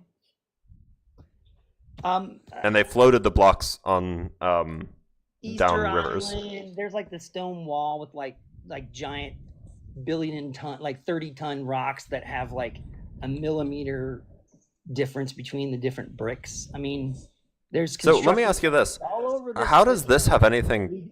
How does any of this prove that God is real, though?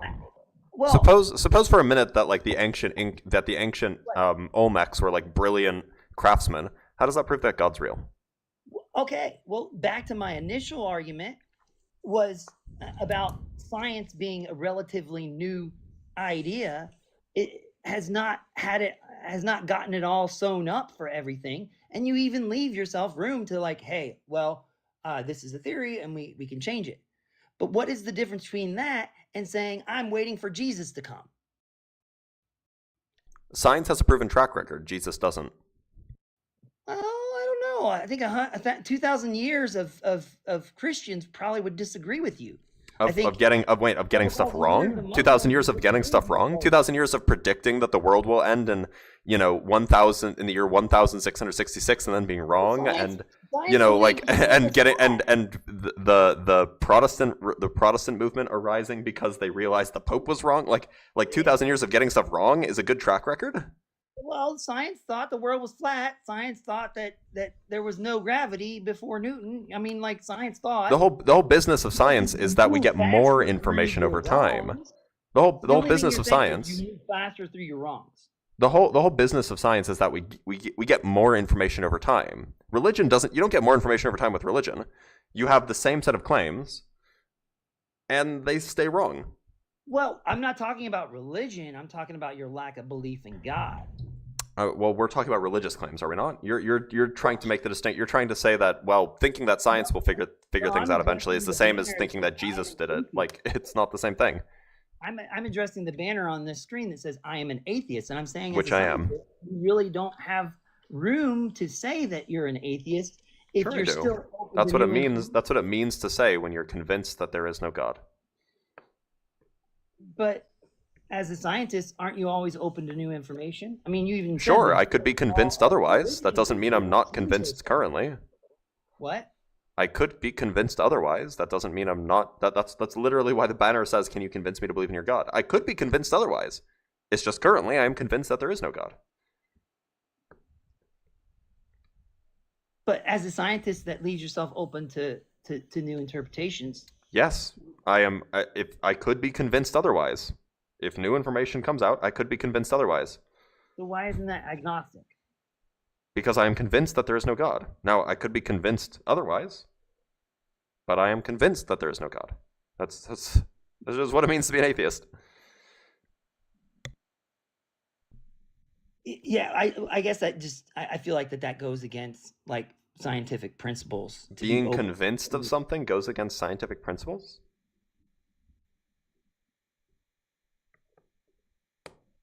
Well, yeah, like I always how why they call things theory, even though they're pretty good science. No, that's not why they call things theory. Okay. Theory doesn't mean we're not so sure. It's just a guess. That's not what theory means. A theory is a model that has explanatory power. That's all it is. Right, but with that same idea of theory, why wouldn't you have a theory that God doesn't exist as opposed to a known? I never said no.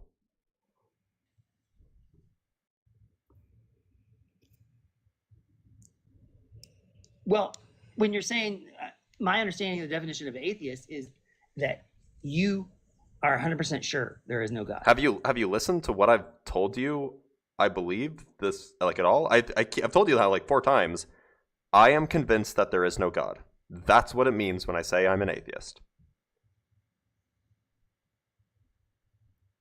But don't you, for science sake, leave many other things open? Like, well, we're not sure how, but we'll figure it out soon. How is that relevant to what I just said? I am convinced that there is no God. That doesn't mean I couldn't be convinced in the other direction at some point in the future, but it means I am currently convinced that there is no God. That's all the claim is. Yeah, but it just seems to go against like the premises that science is built on. I am also convinced that the sky is blue. Does that go against the premises that science is based on? Like, well, I mean, if you change the chemical composition and the yes, gases, but then I would be convinced of something else. The point is I'm convinced that the sky is blue. I'm convinced that there is no God. I'm convinced that gravity exists. I'm convinced that my cat is white. All of these things, I could be convinced in another direction. But as of right now, I'm convinced of those things. then maybe we're not at odds, because I mean, I always considered atheism as like, hey, I've got this is solved. I never said that. So if you've been trying to push that view down my throat, I would respectfully ask that you don't. Okay, well, no, I wasn't. I mean, I was that was the understanding that I had for the definition of atheism. Okay, well, I explained to you my view like 4 times. All right, well, then I guess I don't have a real problem with that. I think that science sits closer to faith ideas than, like, in some ways, why is it a battle? Like, I don't run into a conflict. It's not. It only becomes a battle when religious types make scientific claims and then they're wrong. Well, okay. Well, then me and you agree there again, I guess. So now we're just. But there's not really, like, I don't know what you mean by faith for, like, scientific anything. Like, the whole business of the scientific endeavor is that it's evidence based, right? Faith is belief without evidence, right? Well, but like, so I know, especially with like particle physics, and I was reading some science on how they want to build a larger collider, because then they might be able to get closer to doing an experiment that'll really get us closer to really defining this theory. But then they're also like, but we'd actually need a collider the size of our solar system if we wanted to try to prove this thing. My point being is that there's all kinds of avenues within science right now to be like, okay, I'm willing to go forward with my science, with my experiments, with my theories, with basing everything off of something that I can't prove. I can tell you why I can't prove it, but I can't prove. And so when does that become faith? Or what Sorry, is the difference? are you complaining that people proposing experiments is faith? No, I'm saying that if you build a scientific theory based on the modern astrophysics theories around, what we see today, all the way down to what we've experimented with the Large Hadron Collider and everything. If you build an experiment, build something, you're building it off of a theory. No, you're building it off of a hypothesis. Faith in. No, you're building it off of a hypothesis, right? Yeah, you have a hypothesis, so you build an experiment to test the hypothesis. Right, but you're building it based off of ideas and concepts of, like, quantum physics and everything. Yeah, things that have been evidentiary or that have been, you know, experimentally demonstrated via evidence. Like we know that these things, you know, But a lot of them align with the data that we have. They occur like that. You just know that. Sorry? This is, and you don't understand why they occur, how they occur. Like Einstein called depends on what you mean by why, but like that's kind of a moot point. We know that the mathematical description is correct, at least at the level that we can probe. But like even like quantum computers and like with their annealing process, like you're not sure what even going to come out of the other side, and then you get. And yet the mathematical description is still correct. I don't see what the issue is. My point is you don't understand everything about how it's working, and you build experiments. You even build computers based off of what the theories and ideas. So to be clear, we do know how the mathematics works. We don't know what the physical interpretation of the mathematics is. We don't know what's like happening underneath the hood per se, but we know what the mathematics is. We know exactly how the mathematics works, and we know what the implications of what that mathematics are for measurements. So there's no like question that like there's no question that you know we know exactly what's going to happen when we run a quantum computation, right? Okay. Now what will happen might be a probabilistic event, so we can only predict large like ensembles of such calculations, but we can be very you know, quantifiably accurate in that regard. Okay, let's take the idea of the speed of light constant. It's been defined, right? Mathematically, it's a big number, right? Yeah, about 300 million meters per second. Sure. Right. Now, we've never observed, and we can't make anything go at the speed of light. How can you prove? Wait, yes, hold on. Yes, light travels at the speed of light. We can make light. What? But even then, there's questions about whether or not it's a particle or a wave. No, there's no questions about it. It's a wave. Well, it's a wave, but then it acts as a particle, like the waves become localized, and so you get particle-like behavior for quantum waves. Yes, but it's a wave the whole time.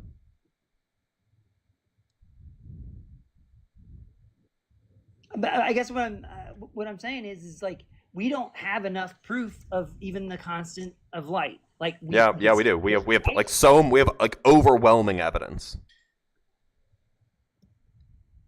Okay, what about the here's another constant that again is used multiple times in this structure of modern physics. I forget it's basically the constant that identifies dark energy. But basically it's added to the calculations to make them all work. That's a hypothesis. It's the dark energy hypothesis. Yeah. Yeah. So we're testing it, and we actually found out recently that the cosmological constant, which was the leading hypothesis, probably isn't right. Okay, you're testing it. You're testing yeah, that's a hypothesis. So you test hypotheses. That's the whole thing. But you're testing it in faith. No, it's a hypothesis. What?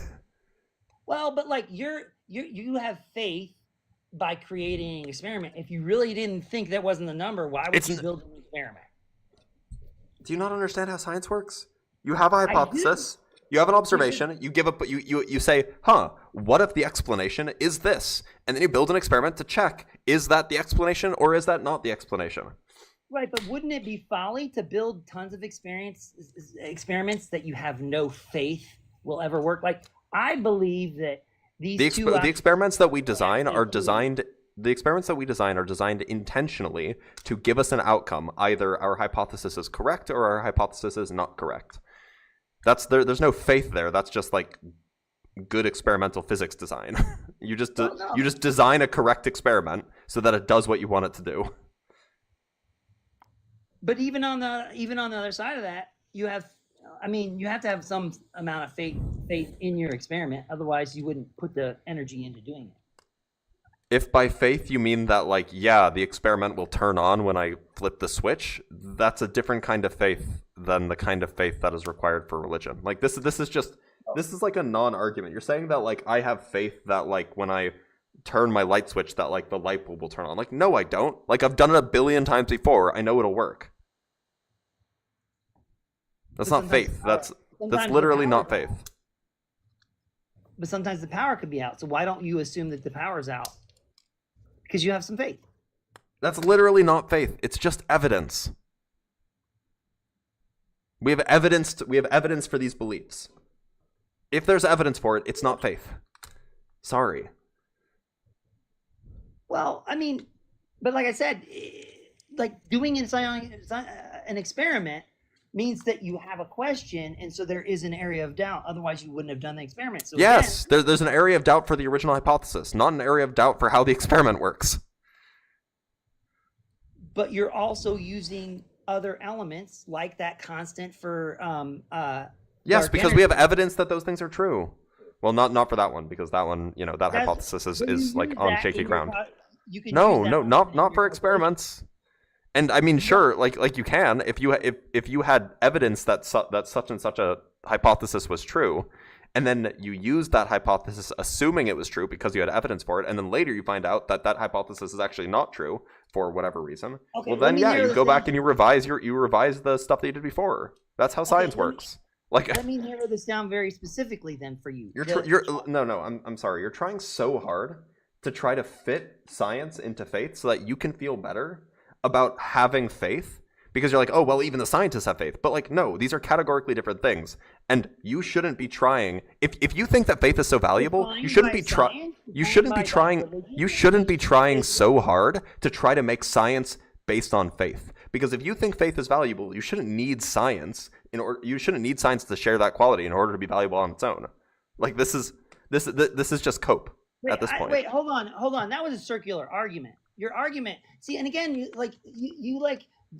define some defined element to science, which even makes it sound more mystical. Like, listen, you just made a circular argument for science. Science is science, and then science, and science has science. Like, that's so circular. I don't think that you listened to what I just said. Can you repeat back to me what I said? Can you repeat back to me, please? Science said science is good, and science said science, and we test in science. That's not at all what I said. Can you repeat back to what I said to me? Sorry, that was in English. Can you repeat back to me what I said? Okay, so you basically, I was trying to describe where you're using the constant for. Okay, here's a very specific thing. So recently with the Webb telescope, we identified a new solar system. So you're not going to repeat back what I said? This example will help explain my response. No, I want to make sure that you actually understood or heard and understood what I said. So if you could repeat back what I said, that'd be great. I don't think I can put that together. Can you summarize it? In summary, I believe you were basically just making a circular argument that science's premise is to do this, is to make sure faith doesn't exist or whatever it was. Okay, so then you didn't listen, or you either didn't listen, or you didn't understand, or I didn't explain well. So I can do it again. The point is you have faith. You're a religious man, right? You believe in God. That's that you came on. You said that you believe in God, right? And so you have faith. You have faith that this God is real. But in this whole line of questioning that we've been doing for the last 20 minutes, you've been spending so much time trying to find a way to fit faith into science, to make science a faith-based endeavor, to make science a religion.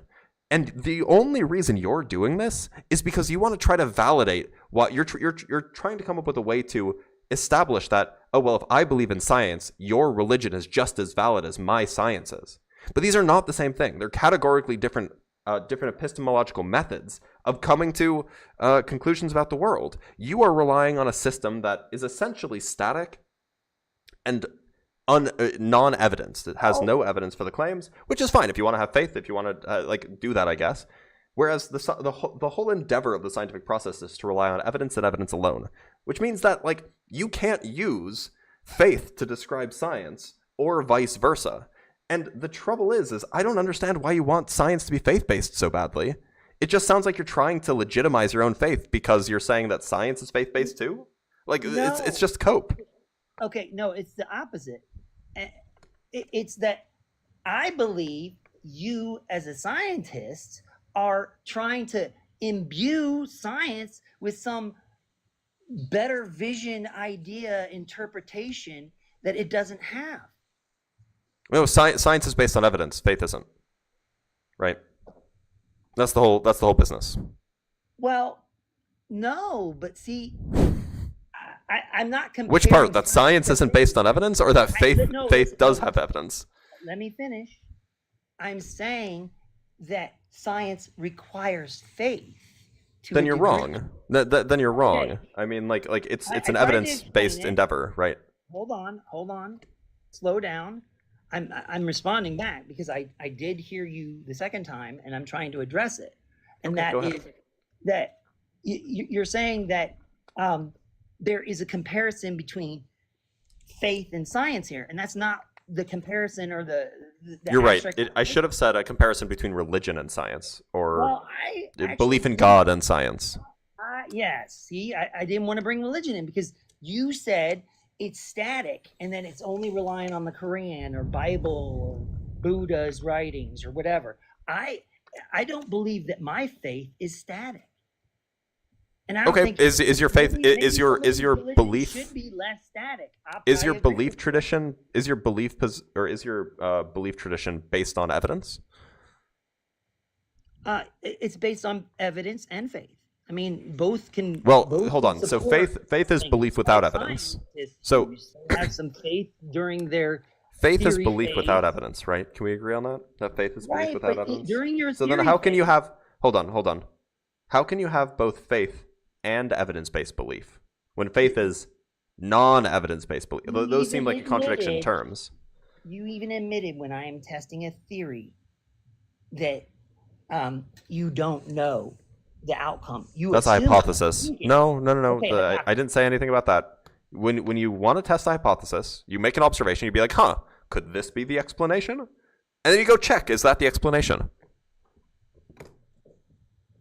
Right, but there's nothing faith-based there. There are tons of theories, including the constant for dark energy, that we really can't test it. We can't go out there and grab some dark. No, we can, and we can, and it was recently shown to not be constant. Isn't the premise behind the constant behind dark energy really the energy that you need in order to create gravity? Right? I mean, no, not really. This is something that's testable, and in fact, calculated that they said, "Oh, we need this much energy out there. We don't know where it is, but we'll just give it a number." So this is something that's testable, and it was recently shown to not be constant. Oh, I always thought that's kind of new to me. I didn't hear it. It is new. It came out in April. But even then, or the end of March, it's not even a constant. Doesn't further explain this. Yeah, we have more science to do to figure out what's going on. Number in order to make gravity work. Well, it's not to make gravity work. To be clear, like that's a misunderstanding of what's going on. But like, it's an oversimplification. But yes, it just seems like where's the faith in any of this? Okay. So the Webb telescope saw a universe that they think it should be older than where it is as relation to the Big Bang. In other words, like that was a claim made in 2022, 2023, and it's been debunked, if you will. I don't really care about that thing. What I care is they. Then why bring it up? Because how they found it. I care about how they found it. Somebody made an observation, and then they did some quick calculations without the complete set of data and came to the wrong conclusion. Okay, but my point. By the way, you did mean galaxy, not universe, but that's fine. Okay, my bad. Like I said, I don't have the exact specifics of it. I just remember it was like a notable event. But what I understood of them finding this new place and all this stuff was they found it because gravitational curvature. It's actually behind another galaxy or something, and they were able to see it. This is like a known thing that they can now like interpolate. Yeah, it's been known since like the early 20th century. Yeah. Yeah, you can pretty much see around other galaxies. Yeah. But that's all based on gravitational theory. That's based on which has like billions of data points demonstrating its validity. So there's like this is how we do science. We build a scaffolding of evidenced claims, right? So the gravitational theory that we use, Einstein's relativity, has like billions of data points supporting it. So we have good reason to believe that it's correct, at least in the realm of applicability in which it resides. And so we can use that to understand things at a deeper level. Yeah, but then like you're basically backwards calculating something that makes your math work, and then saying like it's done with that. Like, I mean, I don't think you actually know how these calculations work, to be honest. Maybe I don't, but I do know So that then, that constant why? is needed in order to do the calculations to find this planet and to explain where it is behind the other one, because gravity is warping the light. Yeah, and that's well understood. And there's not enough gravity in the universe, and so we need to add dark energy and dark matter in order to make dark energy is the name for an observation that the universe is expanding at an accelerating rate. Now, the way that we quantify that observation is with a number, basically, and it turns out that that number is not constant. We thought it was constant for a long time, and it turns out it's not. But it's an observation. That makes it even It's more. not. It's not a theory. Yeah, but that makes it even more spooky then. Like, even the fact What's spooky about an observation? We take an observation. We don't know what it is, but we can quantify that observation with a number. But science is working on, and we're able to see a galaxy far away based on that. It doesn't rely on that number, at least not significantly. Well, it does in order to interpolate the warp of light around. No, it doesn't. Not at all. Like not at all. You're just misunderstanding the relevance of the cosmological constant, the so-called cosmological constant to gravitational lensing. It's not relevant at all. What?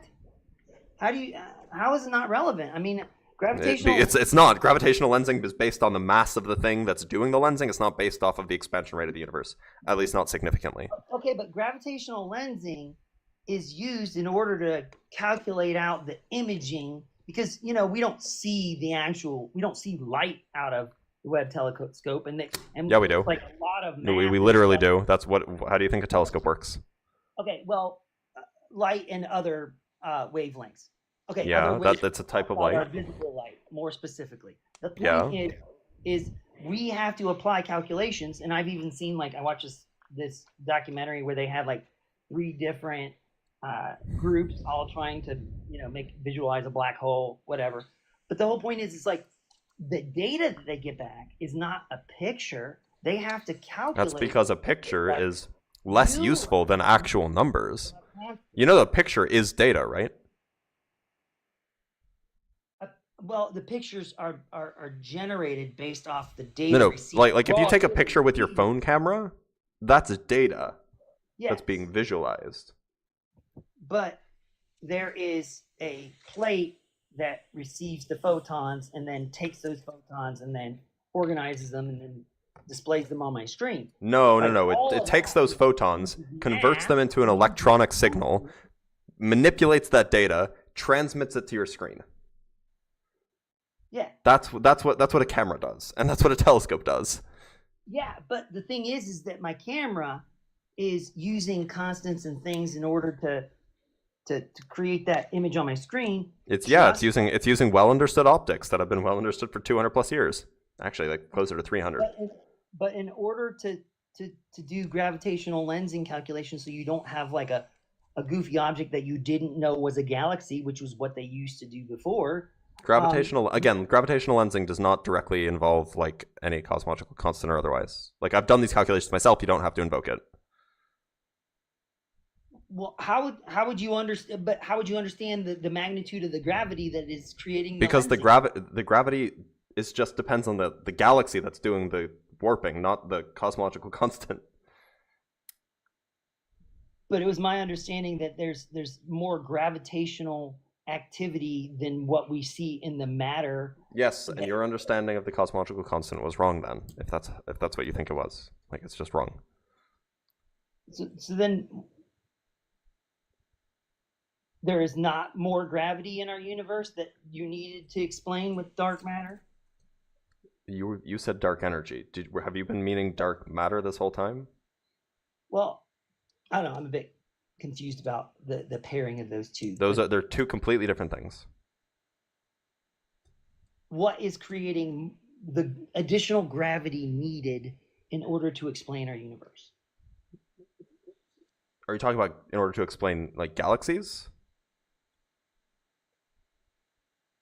It's my understanding that in order to mathematically define our universe, that it is necessary to have more gravity occurring than what we can attribute to the mass that we see, the stars. So there's dark matter, which is what we use to, which is the name of a set of observations that essentially it quantifies the way that there appears to be more mass around galaxies than we can see. And then there's dark energy, which quantifies the rate at which the universe is expanding. Okay. These are two different things. So maybe we're talking about dark matter then. Wouldn't you So have to dark matter, calculate again, is everything an observation. on your lensing? Yeah, so dark matter is again an observation, and fortunately, we have a lot of observations of that dark matter, so we can use it to estimate how much dark matter there is around a given galaxy. Yeah, but I mean, you can have a Christian run around and say, "There's all kinds of evidence that Jesus did this." I mean, Okay, but I have data; they don't. So, like, I don't care.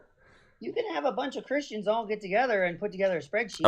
A bunch of anecdotes. Data is not the plural of what I'm anecdote. saying is, like, data is like irrelevant here. It takes Data is irrelevant. In something you don't understand. Data is irrelevant. You heard it here first, folks. Sorry, I can only do this. I can only do so much. I can only do it for so long. All right, we have sorry y'all. We have a super chat to get through.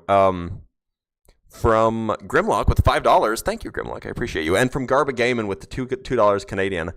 This is my Wolf 359. Honestly, it is my Wolf 359.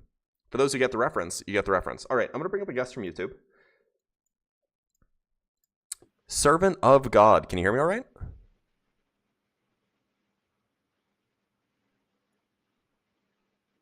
Servant of God, can you hear me? I know you've been waiting a long time.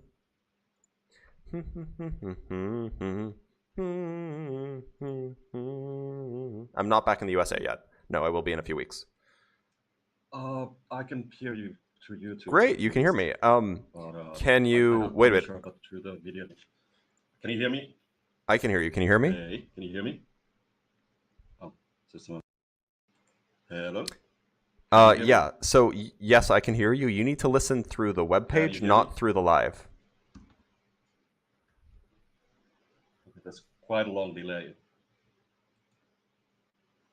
Listen through the web page, not the live. Okay, but I'll try to work with the delay. I'm at the other side. No, we can't.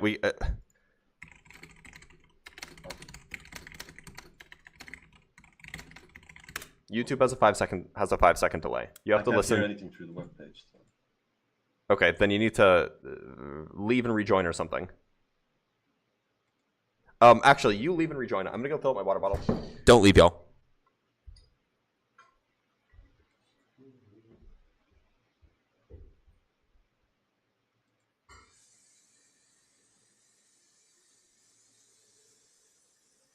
Okay, just one. All right, I'm back.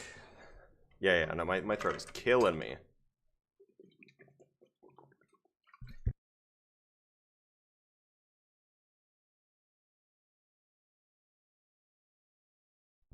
All right, I'm back. Back and hydrated. Yeah, literally straight tap water. Why would I drink anything else? Guys, I live in Europe. You know that you can drink tap water in Europe. You know that, like, the tap water is, like, legally good in Europe. All right, servant of God, can you hear me? Hello? Can you hear me? I can hear you.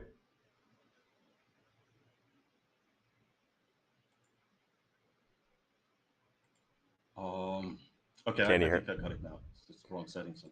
Can you hear me now? I can hear you. Can you hear me? Let me join one more time. Where in the US? I will be in Arizona.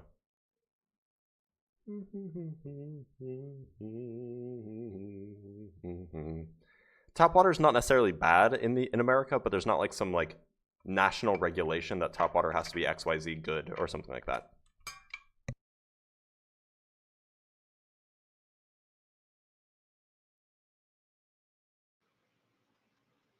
Hey, can you hear me now? Hello? Oh, yeah. Can you hear me? I've been muted this whole time. Rip. Hello? Can you hear me? No, I can't. I can't hear anything through this.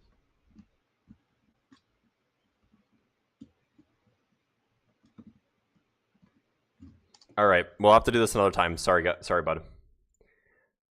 All right, Donkey. Can you hear me all right? I can hear you, Donkey. I can hear your keyboard. Donkey. Dunkalicious. Donkey Dory.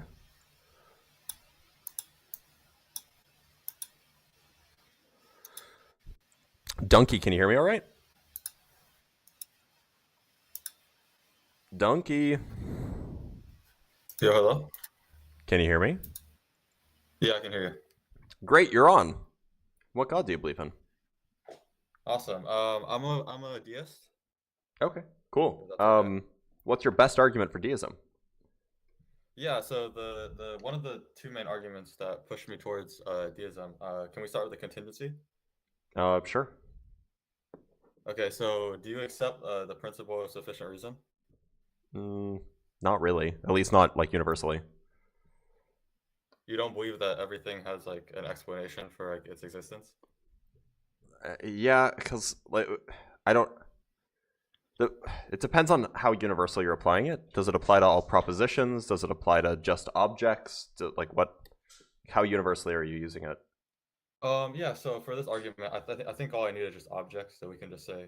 So when you like, say principle of sufficient reason, you just mean that each thing requires an explanation for it to It needs an exist.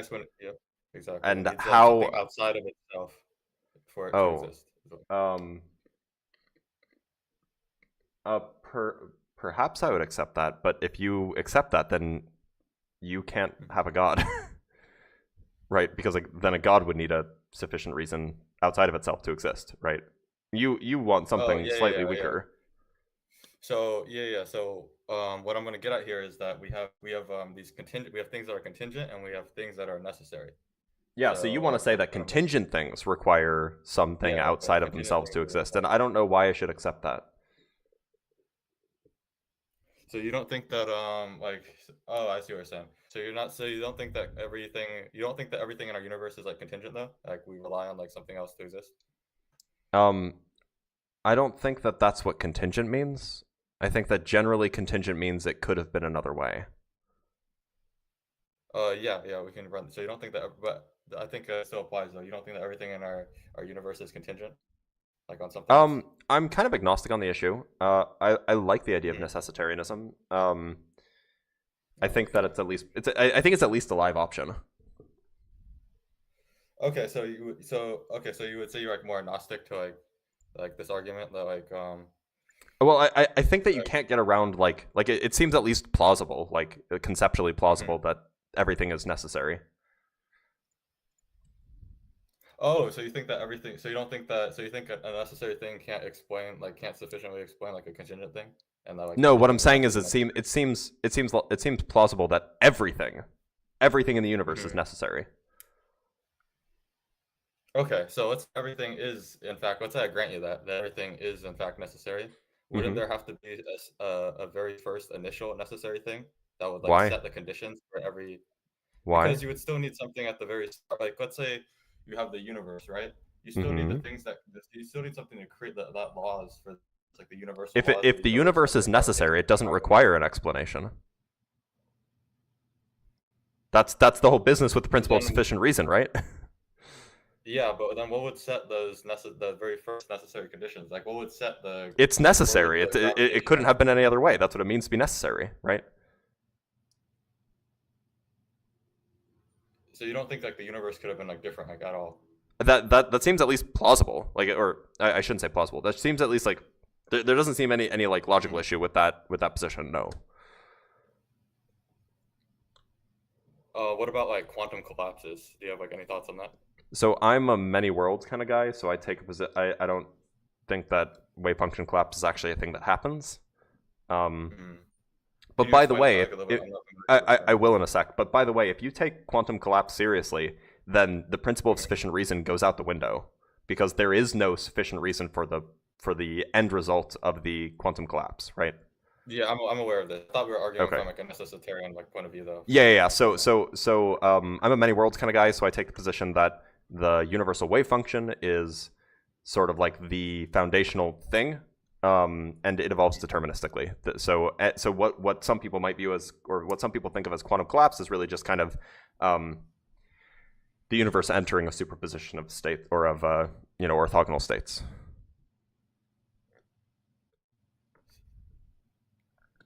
Okay, so you would say so is it like a modal thing? Like we have like there's like multiple, like it's a multiverse? Yeah, something like that. Except not like a multiverse like Marvel multiverse, but like a multiverse is in like there's a whole bunch of different like layered realities that all exist kind of co-equally in some sense. Okay. Okay, I think I'll have to think more about that. Sure. I do think you don't think like the contingency argument's like compelling like at all though, like for like having like Not a necessary really. being.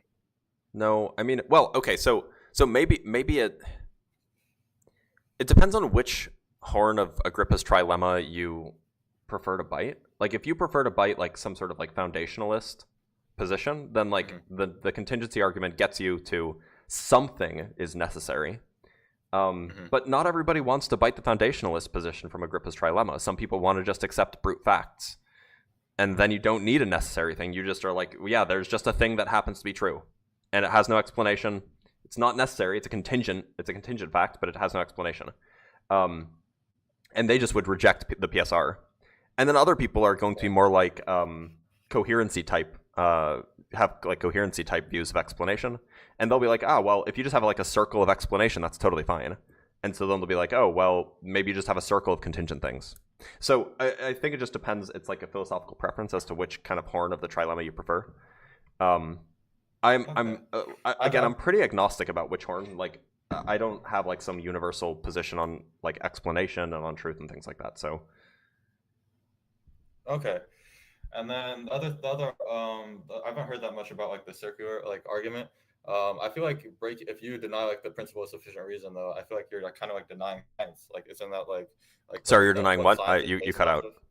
Well, aren't you like you denying like most of science? Like aren't things? So what you can do is you can, So in some sense, you can accept like a weaker form of the principle of sufficient reason and say like all things within the universe require an explanation, or something like that. And that if you accept that, and that's really what science kind of does, then that's enough, right? That's enough to get you to, like being able to do science, right?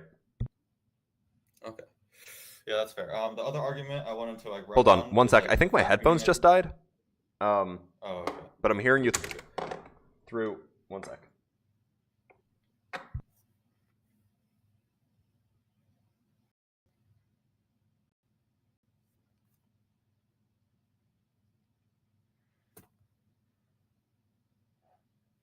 Can you try saying something? Hello? Can you hear me? Why am I hearing you through my monitor? That's the question. One sec. Let me see if I can fix this, because it just suddenly happened, and I don't know why. Okay, so my in the call, do you see like the gear, like the options, like the gear icon? Does it say like your audio output destination is for your headset? That's what I'm checking. It should be. Yeah, I don't know why it did that. Yeah, it's just a Video Ninja thing. I think. Can you give me another test really quick? Test. Yeah, okay, you seem good. 1, 2, 3. All right, we're good. I don't know why that suddenly happened, but anyway, you were saying? Yeah, you're good. So the other argument that brought me towards deism is the fine-tuning one. If we could do that one. Yeah, sure, go ahead. The universal constants, just like the very like universal constants, they seem like extremely like fine-tuned. I don't see a way around them not being like fine-tuned. As far as like what I mean by fine-tuned is like there's like a very very narrow like super precise like outcome from like the expected like pool of like possibilities for like the conditions for life, or like having the ability to have the conditions for life, I guess. So, I mean, we could go a few different ways, but probably my favorite is to argue by way of analogy. Okay. Suppose you didn't know anything about geometry. Pretend. I imagine that you know something about geometry, but suppose you didn't, right? and I handed you a whole bunch of different discs, right? Discs of all different sizes, from like the size of a dime to the size of like, a dinner plate, whatever. I put them all in a bag, right? And you reached into the bag, and I told you just reach into the bag filled with a whole bunch of different randomly sized discs, and pull one out and measure the ratio of its circumference to its diameter. And you'd pull one out, and you'd measure the ratio of, you'd measure its diameter, you'd measure its ratio, and you'd be like, huh, what are the odds that it's 3.14159 to whatever? That seems awfully fine-tuned when it could have been all sorts of anything. Mm-hmm. Now, of course, you'd be wrong for thinking that that's fine-tuned. You just didn't have the complete story. It turns out that every disk has that ratio of the circumference to the diameter, right? You just didn't know that there's some geometric property that forces it to be that way. So what I'm suggesting is that it seems like the fine-tuning argument relies on like a fundamental ignorance of how the universe works, and that I just don't think we know enough to come to a conclusion that the universe has fine-tuned constants. Sure. Yeah, I agree. So you're making an argument from necessity, pretty much, that there may be the universe might have like a disposition for like being the way that it is. Maybe not life, but perhaps for the constants being the way they are, and then life is just a convenient side effect. Yeah. Okay, but I'll be worried though. Like if it has like a disposition for like this type of thing, isn't it possible that like that disposition could also be like a god? Like would you say you're also a Gnostic to this point? Like do you have like a negative claim? Like do you have a positive claim for atheism? I guess like against. Like, sorry, can you repeat that? You cut out a little bit, so I didn't miss. Oh, am I cut? Okay. I was just asking if you have like a positive claim against it, because it could be from necessity, I suppose, and like we could take like a Gnostic stance, but I feel like the most plausible reason would just be like a designer. I just feel like that would be well. Like the most. So like, the reason why I bring up the possibility of, and I don't mean possibility in like a modal sense, I mean it in like a kind of conceptual sense. The reason I bring up the possibility of necessity for these constants is that we like clearly don't know enough about what's actually going on at the fundamental level of physics to even start to make claims about what the possible values of these constants could be, or how they're interconnected, or what possible values could allow for light. We just don't know. We don't know nearly enough. So it seems like this whole thing, the whole program of fine tuning seems like very much like a non-starter. Sure, and I would agree with that. My only thing is now you seem more of like an agnostic type than like an atheist. Like, do you have like any claims like against deism? Yeah. So I mean, generally, I think that there are very few things for which there are very few things for which. How do I want to phrase this? Very few things that we cannot explain purely naturally. And it seems like whether you have, if you're a naturalist, or if you're a theist or a deist, it seems like for the things that we can't explain, that we don't have a definitive explanation for purely naturally, the explanations on the deist side and on the naturalist side are like equally unconvincing. And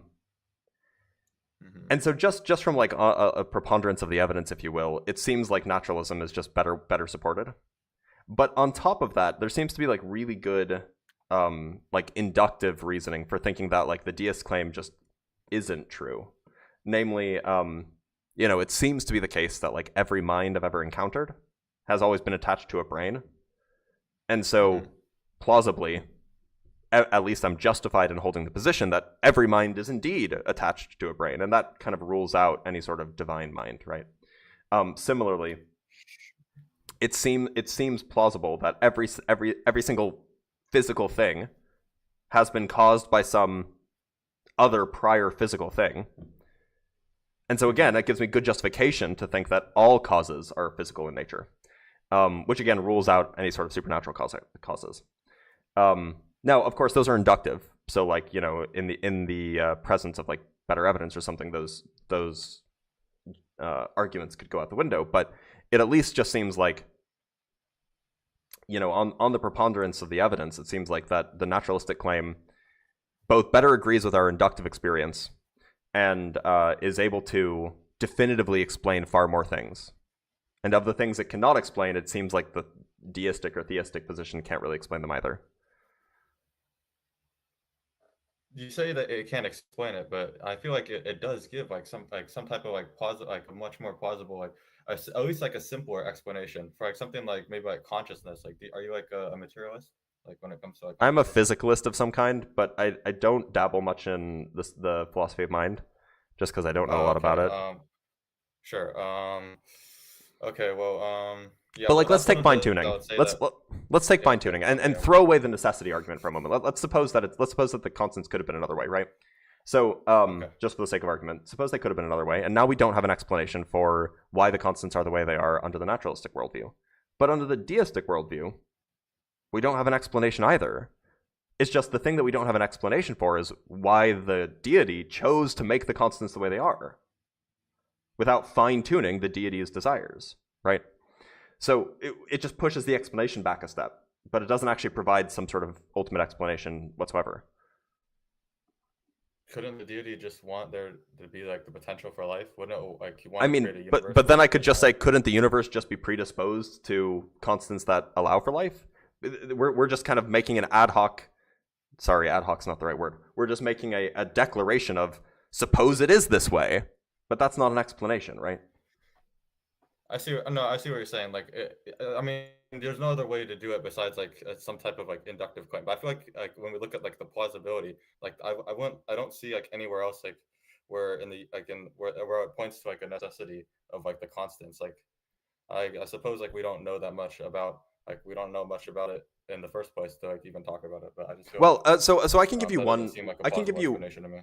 I mean, so there are and so I mean like even if we did, this was by the way granting that, assuming that they're not necessary, right? That you know, if they're not necessary, if they could have been different, then I could just ask, well, why did the deity want it to be this way? And there's no explanation for that, just as there's no explanation for why the constants are this way, right? But you know, there's a whole bunch of like potential natural explanations, just as you might give a whole bunch of potential deistic explanations. Like maybe the deity wanted life to have a certain form because of XYZ, but now you're just stipulating more features of the deity, making the theory more complicated. Yeah, that's fair. Yeah, I suppose like I just feel like an agnostic like response is just like unfulfilling to me, and like I feel like I just need like I feel like it's a lot simpler. Like for example, like if you take like simulation theory, the reason why that doesn't satisfy me is because I feel like you would want like a simpler solution, and like because simulation theory would create more questions. Like you know what I'm saying? Like I feel like. But I mean, the deistic position also creates questions. Why did this deistic being want to create life in the way that it did? Because I mean I don't know. That's a good question. Like that's a good question. Like it could have not wanted to create life at all, in which case it could have created an infinity of possible universes that don't have life, or it could have wanted to create life and it could have created it in an infinity of possible ways. I think it was Graham Oppie who said like electrons in love or something, right? I think that was Graham Oppie. Oh yeah. Consciousness of like electron. Yeah. Yeah, like why couldn't electrons just be conscious? And then like so why do we need protons and stuff? Like there's just a lot of questions there too. That's fair. I feel like we're going in circles now. So, but I feel like I could give you like some explanation, but I feel like it would be ad hoc, like you said. So, yeah, I think that's all I had to say though. All right. Well, thanks for being here. I appreciate it. Good combo. Yeah. Well, thanks for having me on. Yeah. Take care, Donkey. All right. I have so Servant of God is here, and it was Servant of God. I'm sorry. I have to apologize. Can you hear me all right?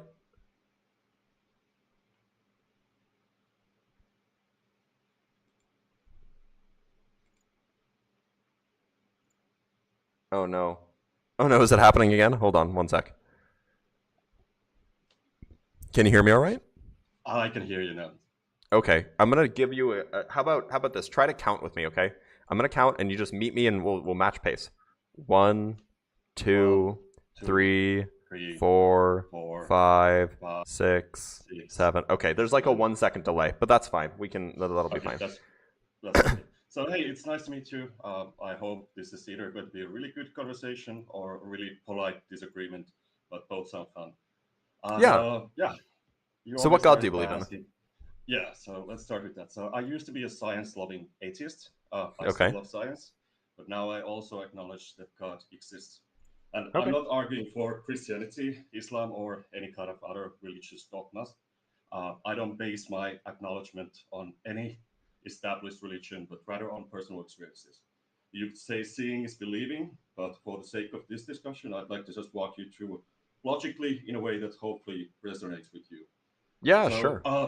Yeah, But, so by the way, if you- before we start, can you describe the properties of this God that you believe in? So I would just first like to ask that, what is a God? So how would you define a God? Well, I mean, there's a whole bunch of different forms. There's like the triomni God of classical theism. There's like the I guess divine simplicity is classical theism. The triomni God of like traditional theism. I don't really accept any of them, but I just want to know which one you are talking about so we can have a conversation where we're talking about the same thing. So in order for me to kind of like convince you to believe in a God, I would first have to understand how would you define a God. So we need to have some kind of foundational definition so we can approach. Well, yeah. this So topic why don't you tell me logically. why don't you tell me which God you believe in? Just that way, then I know which one you're talking about, and then try to convince me of that one. Okay, so let's just approach like generally when people talk about a God, they usually say an entity with some kind of godlike agency over reality. Let's just say. So by that definition, it's an entity that could create our environment, could observe and manipulate it, could exist outside our frame of reference. That's pretty much like the common idea of a God. So I would say that it needs to be responsible for all of physical reality, not just our physical reality. But beyond that, I think we're in agreement. Okay, so all of the universe, for example, would you agree? Well, or if there's more universes beyond our universe, it needs to be responsible for that as well.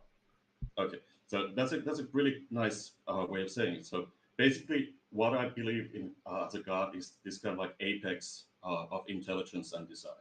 So if we consider all these like traditionally supernatural traits, like omnipotence, your example is really nice of the multiverse and everything else. But if we consider like a game developer, they have control over the existence and environment of a video game character. So is that God? No, because they're not. So God is not a relative being. God is responsible for all physical reality, not just one physical reality. That's why I was careful with that stipulation. Okay, yeah, that's fair. That's fair. So I would consider the God that I believe in to be one that has control over our existence, but perhaps we can't really go further than that. But let's just continue on that. So if we can agree that's like a somewhat definition of a God. So let's just. So to be like, clear, are you defending like a simulation hypothesis kind of view? I'm kind of like going over there. So let's just first. I'll just let it run its course. We'll get over there soon. So, but what's like the fundamental traits of value in existence? Like humans dominate this planet. Why do they do it? Because we have an evolutionary imperative to do so. So I would define like the one trait that gives humans the ability to dominate is intelligence. And intelligence is, if you analyze evolution itself, you can kind of see a consistent trend. Organisms with more intelligence tend to out-survive and out-adapt any others. So evolution in this way that's becomes the unfortunately race that's toward unfortunately that's not true. There's more ants on the planet than there are humans. I think there's actually like 1 million ants on the planet for every human. Ants are quite intelligent. If you consider like evolution itself, more intelligent entities, organisms, cells, everything else. There's cell level intelligence. There's ant level intelligence. Intelligence has different kind of levels, but intelligence gives you a better chance to out survive and out adapt others. Okay, there's also like 1 billion bacteria for every 1 human or something like that. Yeah, but we're not considering like it's quantity over quality. Well, so the question is do humans really dominate the planet, right? Or is it bacteria that dominate the planet? Well, humans have the largest ability to control their environment to their benefits, to transform the environment. Are you sure? So I don't know. So, well, okay, maybe that's true. Maybe that's true. Sure. Humans are the dominating species on this planet. So, in my opinion, evolution in this light is a race towards intelligence. And I don't think that that's true at all. Like just like if you ask an evolutionary biologist, they will disagree with you. Evolution is not a race towards anything. Evolution is a process that leads to the fulfilling of niches. Okay, well, I would disagree with that, but I think there's a great argument to be made that evolution drives intelligence and it's a race towards intelligence in itself. But that's really like a human-centric view. Like, we are equally well suited for our niche as like ants are for their niches, as our sparrows are for their niches, as our sea cucumbers are for their niches. Like, we are like, it's not that's not how evolution functions.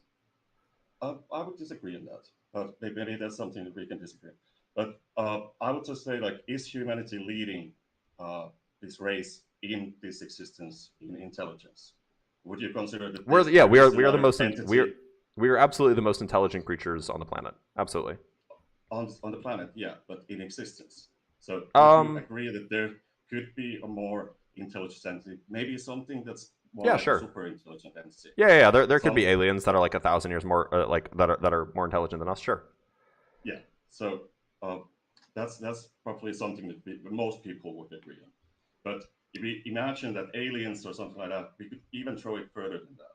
We could throw it to an intelligence that just consumes knowledge, data, experiences at a cosmic scale, even larger than any kind of like aliens or extraterrestrials. More like an. Well, I don't know why I would think such a thing exists. Well, is there a cap? Is there a hard limit on intelligence? I feel like. Well, yeah, there is. AI, well, no, but there is a hard limit on intelligence.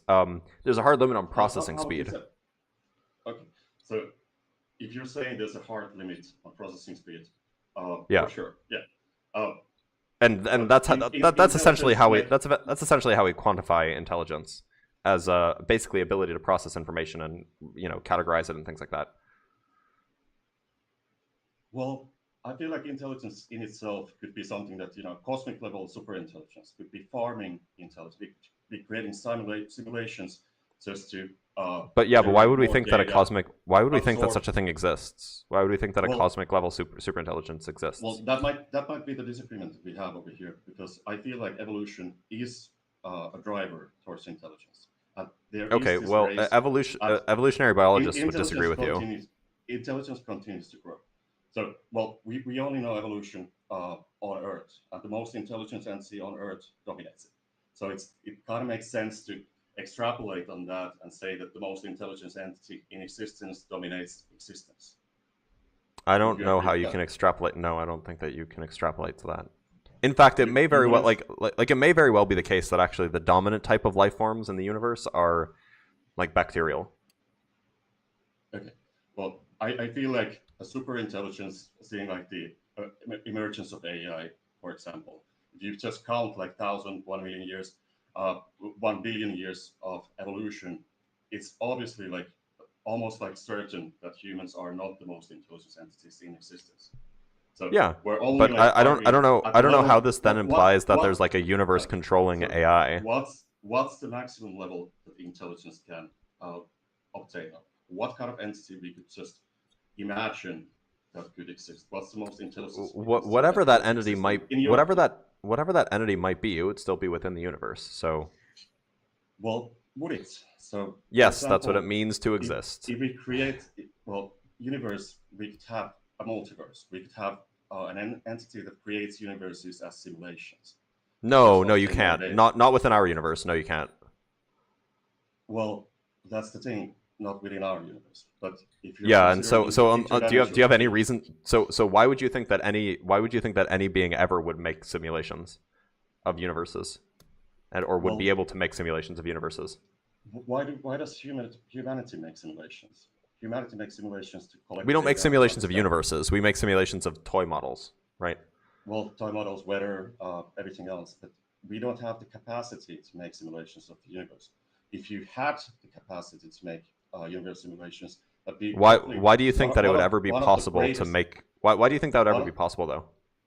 Well, we could make like a computer simulation of the universe right now. No, we can't. Plenty. No. We can make a toy model. Not in the level of detail. Nothing. Yeah. We can make a toy model, but we cannot make a universe simulation. No. Yeah, but once you start adding the level of detail, you start. No, but you can't. It's not possible in our universe. You're arguing that you can't create a simulation to start adding more data. Once your intelligence grows, you start adding more data. Yeah. No. Our universe is fundamentally limited in the amount of energy that is available. It is impossible. Our universe is. Yeah. So what reason what reason do you have for thinking that in that there exists a universe where people can do this, or where something can do this? Simulation theory, I feel like it makes a lot of sense. I feel like it makes no sense. I feel like there's no data supporting it. Well, Nick Bostrom, if you read about Nick Bostrom's simulation, I'm familiar with Nick Bostrom. Nick Bostrom's ancestor hypothesis has been debunked at this point. I feel like there's a lot of plausibility of simulation theory, and there's a lot of ways that it could make sense. There's a lot of arguments for and against, and I can agree on that. But I don't consider that a simulation theory isn't something that we can debunk. Oh, we can debunk Nick Bostrom's. Absolutely, we can. The ancestor hypothesis, which is that we are a simulation of some future versions of ourselves that simulated us. We can absolutely debunk that. There's just not enough energy in the universe to simulate even the Earth to the level to the resolution required. I feel like this is just an argument. Like you're inside this universe, so you don't have knowledge of what Nick Bostrom's argument relies on a universe like our own simulating our universe. That's Nick Bostrom's argument. It relies on that. If you want to propose some other thing, you can, but then you have no reason to actually conclude that we are in such a thing. Nick Bostrom's argument was based off of a trichotomy, which at least you had reason to think was plausible if it was possible for ourselves to simulate something. But if that's to simulate a universe like our own, but if that's not possible, which it isn't, then you have no reason to accept that branch of the trichotomy. I feel like talking about simulation theory is kind of like asking a caveman to prove black holes. The tools are just not available for. This isn't a question of tools. This is a question of energy consumption. For a caveman, it could never imagine how it could prove the existence of black holes. Okay, so is there any evidence in favor of this position, or is this just like vibes based? Yeah, so history basically teaches us that Galilei, his peers criticized him for thinking like sun-centric views, right? So we have this example that scientists have been wrong many times. Like Nick Bostrom. Yeah. Well, we haven't yet received evidence for or against. Yeah, we have. We have. I made a video about it recently. Actually, I actually made a video about it recently. Energy, but just by switching Nick Bostrom's argument that it's not the same universe, it's just a simulation. So then Nick Bostrom was wrong though. Box inside a box inside a box type of thing. So there's always a tiny adjustment to Nick Bostrom's simulation theory would make it plausible. In your opinion, if you're talking about the energy requirement of creating a simulation, it's not a tiny. It's not a tiny requirement. No. It's not a tiny change. Sorry, it's not a tiny change. Tiny change. Well, it is. You're basically saying like a box cannot create a box of its own size. It can't even simulate so the entire observable universe cannot simulate even a low resolution version of the Earth. I feel like that's a pretty interesting claim. But, yeah, you can work out the details yourself, or you can go look at the video that I made about it, or you can go read the paper that the video is based on. So just to understand like the nature of reality, nature of the universe, everything else, there's a lot of open concepts over there. I'm just arguing that if a really smart entity, a super intelligence exists, I feel like it's more likely that a super intelligence exists than one that it doesn't exist. On just what grounds? Talking about the probability. Well, ask yourself, what is the probability that the most intelligent entity in the universe is us? Isn't it far more likely it's non-zero. It's small but non-zero. You think it's smaller? You think humanity is the smartest entity in all universe? I didn't say that. I said the probability is small but non-zero. So you think the probability that a smarter entity than humans exist in the universe is small? I think it's no. really, I said the large. opposite. Okay. I said the maybe probability I heard that wrong. humans are the most intelligent is small but non-zero. Okay. Well, in that case, I still feel like the super intelligence has a higher probability to exist. So I agree that it there are likely things more not intelligent like than us, console. but a Yeah. super intelligence, I don't see any reason to think that such a thing is plausible. So intelligence grows. Basically, I we don't. can I don't. consider, like, God Do I have of any? God Do you have of any? scale. Wait, hold on. Do you have any reason to think that intelligence grows without bounds? Well, I would consider that the universe is really, really large. Just to see, like, It is. Yeah, it is so, quite large. I agree. So just inside this universe, an intelligence could grow to a magnitude that humans could never even comprehend. Maybe. Then to Maybe consider not. Interdimensional possibilities over there, even time travel. Is there any reason to think that there are interdimensional anythings? I think there is. There's Like what? plenty of well, interdimensional intelligence is something that's that it's been talked a lot lately and everything else. I don't want to get too delved into it. I feel like we're going to take a detour into UFO lands and everything else. But in talking about Wait, you're super into science, but you believe in the UFO stuff?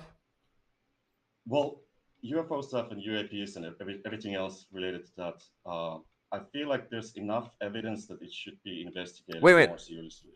They haven't presented any evidence. It's just been a bunch of guys testifying. There's been no evidence given. I feel like that's quite large mischaracterization of things that have been presented. For example, we can look at Belgium in 1990. They had a couple months of the famous UFO wave. They had radar signatures, F-16 pilots, thousands and thousands of people seeing objects that changed altitude in a way that no human-made craft can achieve.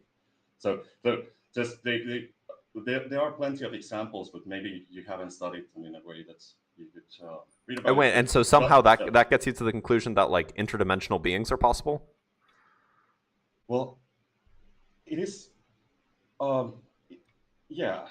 So interdimensional entities are something that I consider to be highly likely to exist. On what grounds? Well, that's the thing. We disagree in that evolution leads to higher intelligence and so on. So in my opinion, billions of years of evolution would create a super intelligence. And we are talking about that's not like evidenced by evolutionary biologists. That's not like a claim that can be. Evolutionary biologists who study ants and the biosphere that Earth is. So considering the so this is just vibes based. It's not actually based on any evidence then. Well, there's plenty of evidence of activity that humans can't really explain easily. Sure, that doesn't mean the existence of interdimensional anythings. That doesn't mean the existence of a superintelligence. Well, why not? How would you say, how would you explain the The lack of an explanation for something does not mean that any proposed explanation is correct. So how would you explain the 1990 Belgium? Just because I don't have an explanation doesn't mean your explanation is correct.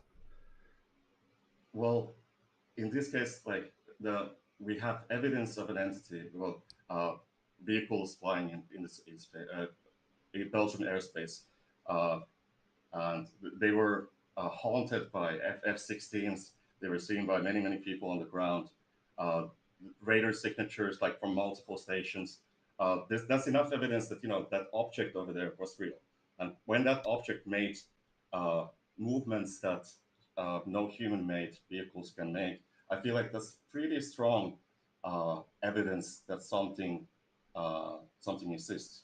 If we grant all of that, all that means is that extraterrestrials exist. It doesn't mean that superintelligences exist, and it doesn't mean that interdimensional beings exist. Well, extraterrestrials, like it doesn't mean that extraterrestrials exist. I feel like the likelihood that extraterrestrials or interdimensional entities exist is pretty much the same. No, okay. So we know that life exists in this universe, so it's not so much of a stretch to suppose that more life exists in this universe. We don't know that interdimensional beings exist, so it is a stretch to think that interdimensional beings exist. Well, interdimensional things, obviously, like you don't have tools to measure time travel or something like that. That's really, really hard. Well, we can do like CTCs, like closed time-like curves. That's like a nice theory. I'm not sure if you're studied it much, but that's like an example that we can create time travel for a tiny. Yes, I'm familiar with CTCs. And by the way, Stephen Hawking, it cheekily showed that at least some type of time travel isn't possible. But the point is are you even if his invitation to yeah. So the point is aliens. The existence of supposing, for example, that intelligent aliens exist that have visited Earth. That doesn't mean that they're interdimensional. It doesn't mean that there's a super intelligence. These are not the same thing. Well, the distance between like objects, I'm sure that most people would agree that there is some level of life in the universe, but I feel like there's also a good chance that some level of intelligence exists interdimensional, and there's been a lot of talk about this lately and everything else. No, literally, I can't name a single credible physicist who thinks that that's true. Michio Kaku believes that that's true. He believes that interdimensional life exists. Oh, by the way, he's not really considered credible anymore. Well, I feel like Michio Kaku is one of the most credible physicists. But why would you say that Michio Kaku maybe he's credible amongst lay people, but not amongst physicists. Okay, so why would you say that? Because I talked to other physicists, and we kind of all agree that he's gone off the deep end. Yeah, just share like what exactly makes Michio Kaku like. He basically treats string theory as if it's already been proven. Okay, so you believe like string theory isn't a likely explanation. String theory has no evidence supporting it currently. So you're saying that string theory isn't true. I didn't say that. String theory has no evidence supporting it. It might be true, but we have no evidence supporting it. You don't have any evidence for God, so you have convinced yourself that God doesn't exist. So string theory, you don't have any evidence for string theory. So well, no, I have reason to think that God. I have positive reason to think that God doesn't exist. Okay, but you don't have that same conviction towards string theory. No, I don't have positive reason to think that string theory is false. No. Okay, so what's the difference between like how you feel about God and string theory? Well, because I have positive reasons for thinking that God doesn't exist, but I don't have positive reasons for thinking that string theory is false. So what are your positive reasons for thinking that? Yeah, primarily inductive, namely that it seems like every mind is attached to a brain, and just based off of my experience, that is the case, and so it seems plausible that that's true about all minds, and if God is a mind without a brain, then it would therefore follow that, no such things exist. Also, it seems that all causes all effects in our physical universe have causes within our physical universe that are physical in nature. If the God being is some being outside of our universe, some supernatural being perhaps, then it would not be something caused. It would not be a physical cause within our universe. So again, the inductive reasoning lends us to the position that no such supernatural or extra universal causes exist. Okay, that's fair. I'm really interested, I feel like the core of my argument over here is basically like the idea that superintelligence could be like pretty similar to what people consider God could be. And I feel like your argument over here kind of depends on what's your idea and your concept of the most intelligent entity that could exist. Well, I mean, the point is it seems like the basis for your claim relies on a fundamental misunderstanding of evolution. Well, that's a disagreement over here. I feel like you have the fundamental. I mean, yeah, take the disagreement up with evolutionary biologists. I just listen to them. Well, intelligence helps any kind of organism to survive. and evolution is the survival. So it's Well, just that's not necessarily true, by the way. There are other less costly ways to achieve survival than intelligence. I feel like I mean, all look, of those are some take form this of up with an intelligence. evolutionary biologist. They'll tell you that they're wrong. They'll tell you that you're wrong. And Well, presumably you you're can not only one of have- those. So, like, presumably they would be more well informed on the topic than you are. I feel like you're saying that, but I can look it up right now. So let's just put what. Yeah, you what could, evolution or you is. could just talk to one. I know a few. Okay, so I don't know if you can connect them to the call right now. No, it's too late.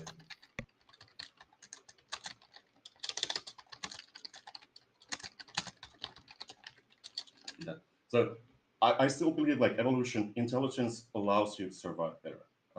I don't agree with the Sometimes, but notion not that- always. Yeah. Well, intelligence is like cells have a level of intelligence. Obviously, like, you know, That's any kind of like an organism- abuse. That's like an abuse of the word intelligence. Then How is it so? So there's no sense of actions that cells. there's no make. sense of the word in which you can use to describe a bacteria as being intelligent.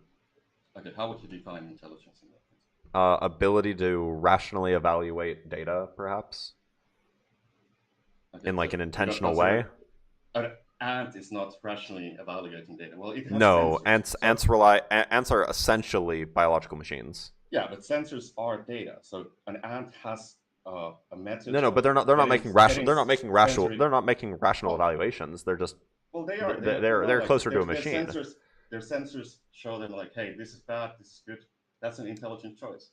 They No, have sensors wait, that no, give them sen- the no, no. ability to make decisions that Sensors help are not them the to only thing required to survive. make rational decisions. You But need sensing- a mind. You need a mind. You need a processor, if you will. And ants don't have very big processors. They're not very powerful processors. They're not powerful. We can agree on that. So like, and that's what it means. but And they so do a powerful have- they do processor is have- intelligent. They just function as basically simple machines. So then we gotta like draw the line somewhere that what's the point if we can consider intelligent? A dog that knows how. Yeah, a to dog is more intelligent than an ant and less intelligent than a human. Yeah, obviously, but where do you draw? Is a dog intelligent? Is a toad intelligent? What's the point of intelligence? Intelligence is a scale, but like I would imagine that in order for something to be intelligent, it needs to have some sort of central processing unit. So ants do have processing units. And ants do not have brains. A fungus can make decisions. A plants can make decisions. No. They don't make decisions. Making decisions and responding to stimuli are not the same thing. It's a simple form of intelligence, but I don't agree with the idea that you're just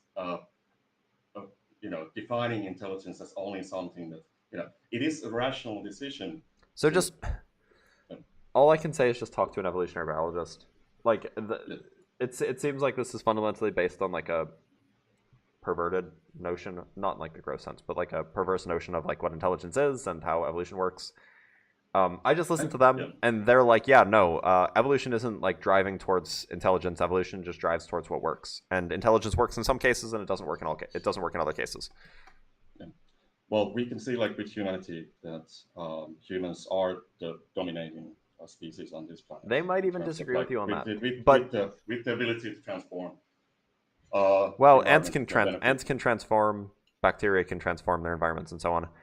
But servant of God, I do have to go. Not in the scale. Yeah. Okay. It is quite late, and I do have to go because I'm getting very, very tired, and I only slept for 4.5 hours. I love the show. Brilliant. Thank you so much. I appreciate you. Thanks for being here, bud. Take care. Thank you. Cheers.